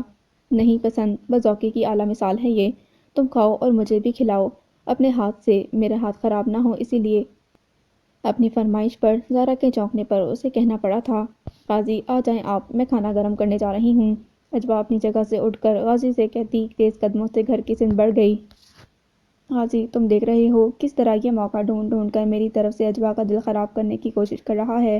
زارا نے پریشان ہو کر غازی سے شکایت کی تھی۔ تمہارا دماغ تو ٹھیک ہے، بلا وجہ اسے بدذوقی کا طعنہ دے دیا، اوپر سے زارا سے اس کی دوستی بھی خراب کرنے پر تلے ہو۔ غازی نے ناراضگی سے اسے گھرکا تھا۔ ابھی میں اسے ایسا ویسا کوئی طعنہ دے دوں تو دشمن بن جائے گی میری۔ پان منہ میں بھرے کھڑی نیلم تڑک کر بولی۔ رخصت ہو کر آنا ہے تمہیں ہمارے گھر یا نہیں؟ یاقوت نے خوشمکی نظروں سے اسے دیکھا تھا۔ بلیک میل کر رہے ہو تو ٹھیک ہے، میں اجوا کو جا کر بتا دیتی ہوں کہ آپ نے زارا کے ہاتھ سے پان کھا لیا ہے۔ نیلم چمک کر بولی۔ خبردار کوئی الٹی سیدھی بات نہ کرنا اجوا سے۔ غازی نے کرسی سے اٹھتے ہوئے نیلم کو وارن کیا تھا، اور تم اس کو چلانے کی کوشش میں اپنے پیروں پر کلہاڑی نہ مار لینا۔ جاتے جاتے وہ بھی یاقوت کو خبردار کرنا نہ بھولی تھی۔ ٹیبل کے گرد بیٹھے غازی نے بغور اس کے سنجیدہ تاثرات دیکھے جو کھانا ٹیبل پر لگا رہی تھی۔ اجوا، وہ صرف تمہیں تنگ کر رہا تھا، جلانے کی کوشش کر رہا تھا، تم اس کی کسی بات کو دل سے مت لگانا۔ غازی نے مسکراتے ہوئے کہا۔ جانتی ہوں مجھ پر ایسے حربے اثر نہیں کر سکتے۔ نخوت سے بولتی وہ بس ایک پل کے لیے قریب آتے یاقوت کی طرف متوجہ ہوئی تھی۔ کھا لیے پان؟ غازی نے شرارتی مسکراہٹ کے ساتھ پوچھا۔ کون کمبخت میٹھے پان پسند کرتا ہے؟ ہم تو ان کو پسند کرتے ہیں جو بس میٹھے پان کو ناپسند کرتے ہیں۔ شوخی سے اجوا کو سناتا وہ کرسی کھینچ کر بیٹھ گیا۔ غازی، آپ کھانا کھانے کے بعد جب فری ہوں تو مجھے آواز دے دیجیے گا، ضروری بات کرنی ہے آپ سے۔ اور ہاں، میں جو بھی بات کروں گی وہ آپ کے اور میرے درمیان ہی رہنی چاہیے۔ جاتے جاتے اس نے رک کر تاکید کی تھی۔ بات سنو، میری پلیٹ کہاں ہے؟ مجھے بھی کھانا کھانا ہے۔ یاقوت کی آواز پر اس کے قدم رکے تھے۔ اچھا، مگر یہاں تو کوئی تمہیں اپنے ہاتھوں سے کھلانے والا نہیں ہے۔ ناگواری سے جتا کر وہ رکی نہیں تھی، جبکہ غازی استہزائیہ انداز میں ہنسا تھا۔ وہ تو برابر کر گئی سارے حساب، یاقوت خجالت سے بولا تھا۔ جلاؤ جلاؤ اور جلاؤ اسے، غازی نے مسکراتے ہوئے کہا۔ وہ تم سے کیا بات کرنے والی ہے؟ یاقوت نے مشکوک نظروں سے اسے دیکھا تھا۔ سوری، یہ تو میں تمہیں اس کی بات سننے کے بعد بھی نہیں بتا سکوں گا۔ غازی اطمینان سے بولتا اس کی خوشمگی نظروں پر شانے اچکا کر رہ گیا۔ کافی کے مگ اٹھائے وہ لاؤنج میں آئی تو غازی فلور کشن پر براجمان میگزین کی ورق گردانی کر رہا تھا۔ مگ اسے دیکھ کر وہ کچھ فاصلے پر ہی رکھ کے دوسرے فلور کشن پر بیٹھ گئی۔ لوگوں میں بہت بے چینی پھیل رہی ہے کہ آخر تمہیں مجھ سے کیا بات کرنی ہے، مسکراتے ہوئے غازی نے کہا، جبکہ اس کا اشارہ سمجھتے ہوئے اجوا نے کوئی تبصرہ نہیں کیا۔ اتنے دن سے میں اسی انتظار میں تھی کہ کب آپ لالین کے حوالے سے مجھ سے بات کریں گے، مگر آپ تو اتنے مصروف رہے کہ مجھے یاد کروانے کا موقع نہیں مل سکا۔ ہاں، مجھے اس بات کا بالکل احساس ہے کہ تم منتظر ہوگی، مگر میرا زیادہ وقت فیکٹری کے معاملات نپٹانے میں ہی گزر رہا تھا۔ سب تمہارے سامنے ہی ہے، لیکن مجھے یاد تھا کہ تم سے بات کرنی ہے، تمہیں بتانا ہے کہ فاطمہ سے میری ملاقات کب، کہاں اور کیسے ہوئی۔ تم آج خود پہل نہ کرتی تو کچھ دن میں تم سے خود بات کرنے والا تھا۔ آپ اسے فاطمہ کہہ کر مخاطب کرتے ہیں؟ مسکراتی نظروں سے اجوا نے اسے دیکھا تھا۔ ہاں، کیونکہ اس نے مجھے اپنا یہی نام بتایا تھا، مکمل نام سے تو اب تم نے ہی متعارف کروایا ہے، وہ بولا تھا۔ چلیں اب وقت ضائع کیے بغیر مجھے اپنی اور للین کی اس ملاقات کے بارے میں بتا دیجیے۔ اجوا کے کہنے پر سر ہلاتا وہ پرسوچ نظریں خلا میں کسی شے پر جمائے ماضی کی دھن میں اترنے لگا تھا۔ یہ اس دور کی بات ہے جب ماں کی جدائی کا غم ہلکا بھی نہ ہوا تھا، اور ان کی جگہ کسی دوسری عورت کو مسلط ہوتے دیکھنا میرے لیے بہت کربناک تھا۔ ابو کے سخت اور خوش رویے نے مجھے کبھی ان کے قریب نہ ہونے دیا، نہ ہی مجھے اور امی کو ان کے قریب ہونے دیا، جو امی کے سگے رشتے تھے۔ میں پہلے ہی ساری دنیا سے الگ تھلگ امی کے گزر جانے کے بعد ایک خول میں بند ہو کر رہ گیا تھا جس میں میری شخصیت مسخ ہو رہی تھی۔ ابو کے اس گھر میں میرا دم گھٹتا تھا، کم عمر تھا، ہر چیز کے لیے ابو پر ہی انحصار کرنے پر مجبور تھا، کہیں کوئی راہ فرار نہ تھی میرے لیے۔ اس گھر میں سانس لینا بھی میرے لیے مشکل ہو گیا تھا، تو میں نے زیادہ وقت گھر سے باہر گزارنا شروع کر دیا، یہاں تک کہ ابو سے چھپ کر رات گئے تک آوارہ لڑکوں کے ساتھ سڑکوں پر مٹر گشت کرتا رہتا۔ وہ بھی سردیوں کی ایک رات تھی، گلی کوچے شام ڈھلتے ہی ٹھٹرتی تاریکی اور سناٹے میں ڈوب چکے تھے۔ سوچتا ہوں تو یوں لگتا ہے جیسے کل کی ہی وہ رات گزری ہو۔ وہ جاڑے کی سردترین راتوں میں سے ایک رات تھی، 12 بج چکے تھے جب اپنے دوستوں سے الگ ہو کر اس نے گھر کی راہ لی تھی۔ مانوس مگر سنسان راستوں سے گزرتا وہ اس گلی میں داخل ہوا جس کے آخری سرے پر اس کا گھر تھا، اور جہاں مجبوراً اسے رکنا پڑا تھا۔ سر چھپانے کا کوئی دوسرا ٹھکانہ نہ بھی ہو تو تھی تو گلی نہ، یا شیطان کی آنت جو ختم ہونے کا نام نہیں لے رہی تھی۔ مستبد طبقے کا یہ علاقہ ایسی ہی گلیوں کوچوں پر مشتمل تھا، ہر گھر کے دروازے کھڑکیاں بند تھے۔ ہولناک سناٹے اور تاریکی میں جھینگروں کی آوازیں ماحول کو مزید ہولناک بنا رہی تھیں۔ ناہموار زمین پر تیز قدموں سے چلتے ہوئے اس کی نظریں ایک گھر کے باہر موجود نیم کے درخت پر تھیں۔ رات کے اس پہر وہ درخت اسے بہت خوفناک دکھائی دیتا تھا، جہاں جہاں تک اس کی گھنی شاخیں پھیلی تھیں۔ شاخوں تلے پھیلے اس اندھیرے سے گزرتے ہوئے اس کی جان جاتی تھی، مگر مجبوری تھی کہ کوئی دوسرا راستہ نہ تھا۔ اپنے گھر تک پہنچنے کے لیے اس نیم کے درخت کے نیچے سے ہی گزرنا پڑتا تھا۔ جیسے جیسے وہ درخت قریب آ رہا تھا اس کے دل کی دھڑکن بڑھتی جا رہی تھی، مگر اسے معمول کی طرح کوشش کرنی تھی کہ خوف کو حاوی نہ ہونے دے۔ دل کو مضبوط کرتا وہ نیم کی گھنی شاخوں تلے پھیلے اندھیرے میں داخل ہو چکا تھا۔ بھاگ کر یہ تاریک حصہ عبور کرنے کی اس میں ہمت نہ تھی، مگر قدموں کی رفتار اس نے بہت تیز کر دی تھی۔ ابھی تاریکی میں چند قدم آگے ہی بڑھا تھا کہ کب سے 2 ہاتھوں سے اسے شانوں سے دبوچ لیا۔ بری طرح لڑکھڑاتے ہوئے اس کے حلق سے گھٹی گھٹی چیخیں نکلی تھیں کہ دبوچنے والے ہاتھوں نے اسے جھنجھوڑتے ہوئے سر سے پیر تک ہلا ڈالا۔ شدید حواس باختگی میں وہ خلا میں ہاتھ مارتا، بمشکل گرنے سے رک سکا تھا۔ دوڑنے بھاگنے کی اس کے پیروں میں سکت باقی نہ رہی تھی۔ بھاگنے کی کوشش مت کرنا ورنہ خون پی جاؤں گی، بہت پیاسی ہوں، مراتی آواز نے اسے ساکت کر دیا تھا۔ سرد انگلیاں عقب سے اس کی گردن میں دھنسی جا رہی تھیں۔ چل اپنے گھر لے چل، کھانا کھلا مجھے، ورنہ تجھے اپنے تازہ تازہ خون، گوشت اور ہڈیوں کی قربانی دینی پڑے گی۔ سالم نکل جاؤں گی، ڈائن ہوں میں، ڈائن، نیم کے پیڑ کی ڈائن۔ کان کے قریب غراتی بھیانک آواز اس کے وجود میں خوف کی سرد لہریں دوڑاتی اسے سن کر گئی تھیں۔ چل اب دیر مت کر، اپنے گھر لے چل، بہت بھوکی ہوں میں، خبردار جو کسی کو میرے بارے میں بتایا یا کوئی آواز نکالی۔ غراتی دہشت ناک آواز کے ساتھ ہی عقب سے پڑتے دھکے پر وہ گرنے والے انداز میں آگے بڑھا تھا۔ چلتا رہ، پیچھے ہٹ کر مت دیکھنا۔ وہ اس کے پیچھے آتی غرا رہی تھی، اتل پتل سانسوں اور وحشت ناک حالت میں چلتا وہ خوف سے پھٹی آنکھوں سے اپنے گھر کے دروازے کو پہچاننے کی کوشش میں تھا کہ دماغ معاف ہو چکا تھا۔ قدم رکھ کہیں رہا تھا، جا کہیں رہا تھا، خوف سے حالت بدلی تھی۔ وہ اس کے پیچھے ہی آ رہی تھی، اسے بس یہ پتا تھا کہ وہ ڈائن اس کے پیچھے لگ چکی ہے۔ اپنے گھر کے دروازے کے سامنے رکتے ہی یک لگ اسے کچھ تحفظ کا احساس ہوا۔ یہ اس کا گھر تھا جہاں اس کا باپ موجود تھا۔ ہمت کر کے اس نے ذرا کی ذرا عقب میں اسے دیکھنے کی کوشش کی۔ نیم کے درخت کی تاریکی بہت پیچھے رہ گئی تھی۔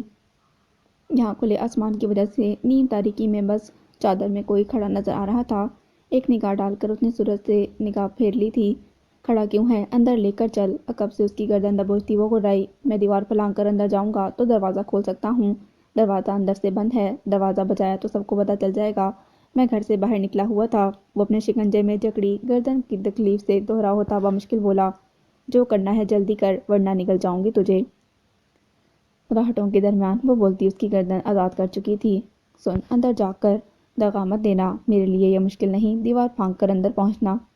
مراتی آواز کو سنتا وہ بدحواسی میں آہنی گیٹ پر چڑھتا، اوپر دیوار پر پہنچا اور دوسری طرف اتر گیا۔ مرتا کیا نہ کرتا، کھول دیا دروازہ۔ بڑے سے صحن کا جائزہ لیتی وہ اس کی طرف متوجہ ہوئی، جو دروازہ بند کر کے صحن کے دائیں جانب بڑھا۔ اس کے پیچھے ہی اس کے کمرے میں داخل ہوئی، جو کمرہ تو نہیں، کاٹ کباڑ سے بڑا اسٹور لگ رہا تھا۔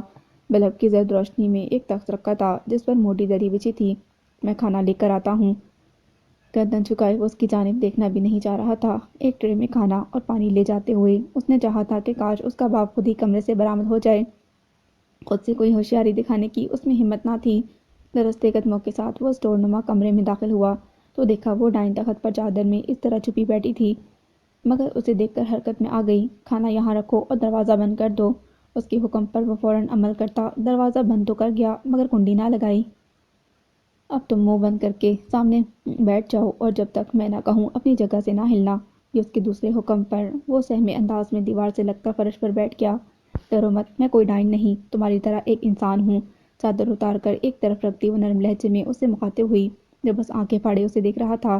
بھلی سی معصوم صورت، وہ لڑکی مسکرا کر اسے دیکھتی کھانے پر ٹوٹ پڑی تھی۔ پانی پی کر گلاس رکھتی وہ دوبارہ اس کی طرف متوجہ ہوئی، جو ہونک بنا اسے ہی دیکھ رہا تھا۔ دیکھو، میں تمہیں زیادہ پریشان نہیں کروں گی، صبح ہوتے ہی یہاں سے چلی جاؤں گی۔ بس مجھے اس بس اسٹینڈ کا پتہ بتا دینا جہاں سے کراچی جانے والی گاڑی مل جائے۔ میں اس شہر کے راستوں سے انجان ہوں، بھٹک کر ان بھول بھلیا گلیوں میں نکل آئی تھی۔ وہ تو خیر ہوئی کہ تم مل گئے۔ دھیمی آواز میں بولتی وہ اس کی وحشت اور گھبراہٹ قدرے کم کر گئی تھی۔ نام کیا ہے تمہارا؟ ارد گرد کاٹ کباڑ پر نظر ڈالتے وہ پوچھ رہی تھی۔ غازی، وہ پھنسی آواز میں بولا۔ میرا نام فاطمہ ہے، وہ بولی تھی اور پھر سردی محسوس کرتی اپنی چادر اٹھا کر اپنے گرد لپیٹنے لگی۔ تم اوپر تخت پر آ جاؤ، یہ جگہ تو برف کی طرح یخ ہو رہی ہے۔ اٹھو فرش سے، یہاں آ کر بیٹھو۔ ایک طرف سے رکھتی وہ اس کے تخت پر آنے کی منتظر تھی، دوسری جانب وہ جبراً اپنے قدموں پر اٹھا تھا اور تخت کے دوسرے کنارے آ بیٹھا۔ ادھر کوئی آئے گا تو نہیں؟ وہ کسی خدشے کے تحت بولی۔ نہیں، چلو اچھا ہے، یہ گھر تمہارا ہے۔ ابو کا ہے، وہ بولا تھا۔ تمہارا بھی تو ہوا، وہ حیرت سے اسے دیکھتی بولی، مگر غازی بس سر جھکائے خاموش رہا۔ یہ گھر اتنا بڑا ہے، بس پھر بھی تم چھوٹے سے اسٹور میں رہتے ہو اور کہیں جگہ نہیں ملی تمہیں۔ دوسری امی کو میری شکل پسند نہیں، اس لیے ابو کے حکم پر میں یہاں آ گیا۔ اور تمہاری امی کہاں ہے؟ وہ اب اس دنیا میں نہیں۔ جواب دیتے ہوئے اس کی آواز درد کی شدت سے کانپی تھی۔ اوہ، میں سمجھ گئی سارا معاملہ۔ اس جگہ کیوں ٹکے ہو جہاں کوئی قدر نہیں تمہاری؟ اٹھاؤ یہاں سے اپنا سامان، دنیا بہت بڑی ہے، وہ بولی تھی۔ ابو مجھے کہیں جانے نہیں دیں گے، میں ان کی اجازت کے بغیر کیسے اس گھر کو چھوڑ کر جا سکتا ہوں؟ وہ بے بسی سے بولا۔ یہ تو ہے، تمہارے ابو یہاں کاٹ کباڑ میں تمہیں ناکارہ شے کی طرح پھینک چکے ہیں، اپنی مرضی تمہیں کرنے نہیں دیں گے۔ تمہیں ان کی اجازت کی ضرورت ہے کیا؟ جس طرح دیوار پھاند کر ان کی بے خبری میں گھر سے نکل جاتے ہو، اسی طرح گھر بھی چھوڑ دو۔ اس کے اطمینان سے کہنے پر غازی نے حیرت سے اسے دیکھا تھا۔ یہ آسان نہیں، میں ایسا کیسے کر سکتا ہوں؟ اور اس گھر کو چھوڑ کر میں کہاں جاؤں گا؟ یہ آسان نہیں ہے، مگر اس ناقدری اور زیادتی کے ماحول میں رہنے سے بہتر ہے کہ یہ گھر چھوڑ دو۔ اس گھر میں تمہیں ناپسند، ناکارہ شے سمجھا جاتا ہے۔ یہاں رہے تو ایک دن تم بھی خود کو کسی بھی قابل سمجھنا چھوڑ دو گے، نہ کچھ بن سکو گے، نہ کوئی عزت مرتبہ حاصل کر سکو گے۔ ذرا سوچو، تمہاری ماں نے تمہارے حوالے سے کتنے بڑے بڑے خواب دیکھے ہوں گے۔ ان کے لیے، ان کے نام کو روشن کرنے کے لیے تمہیں ایک اچھی زندگی حاصل کرنے کی جدوجہد کرنی ہوگی۔ معاشرے میں اچھا مقام حاصل کرنے کے لیے تمہیں محنت کرنی ہوگی۔ یہ جگہ، یہ ماحول بالکل اچھا نہیں تمہارے لیے۔ ہمت کر کے قدم اٹھاؤ، مجھ سے سبق سیکھو۔ میرے ماں باپ نے میری مرضی کے خلاف میری زندگی کا فیصلہ کرنے کی ٹھان لی تو میں نے یہی قدم اٹھایا۔ غلط کیا اس طرح گھر سے نکل کر، مگر اس کے علاوہ کوئی چارہ نہیں تھا۔ اپنی قدر، اپنی اہمیت خود ہی منوانی پڑتی ہے اور اس کے لیے انتہائی قدم بھی اٹھانے پڑ جاتے ہیں۔ میں نے بھی یہی کیا، مگر بہت سوچ سمجھ کر۔ اب تم خود دیکھو، میری اور تمہاری عمر پڑھنے لکھنے کی ہے یا شادی کرنے کی؟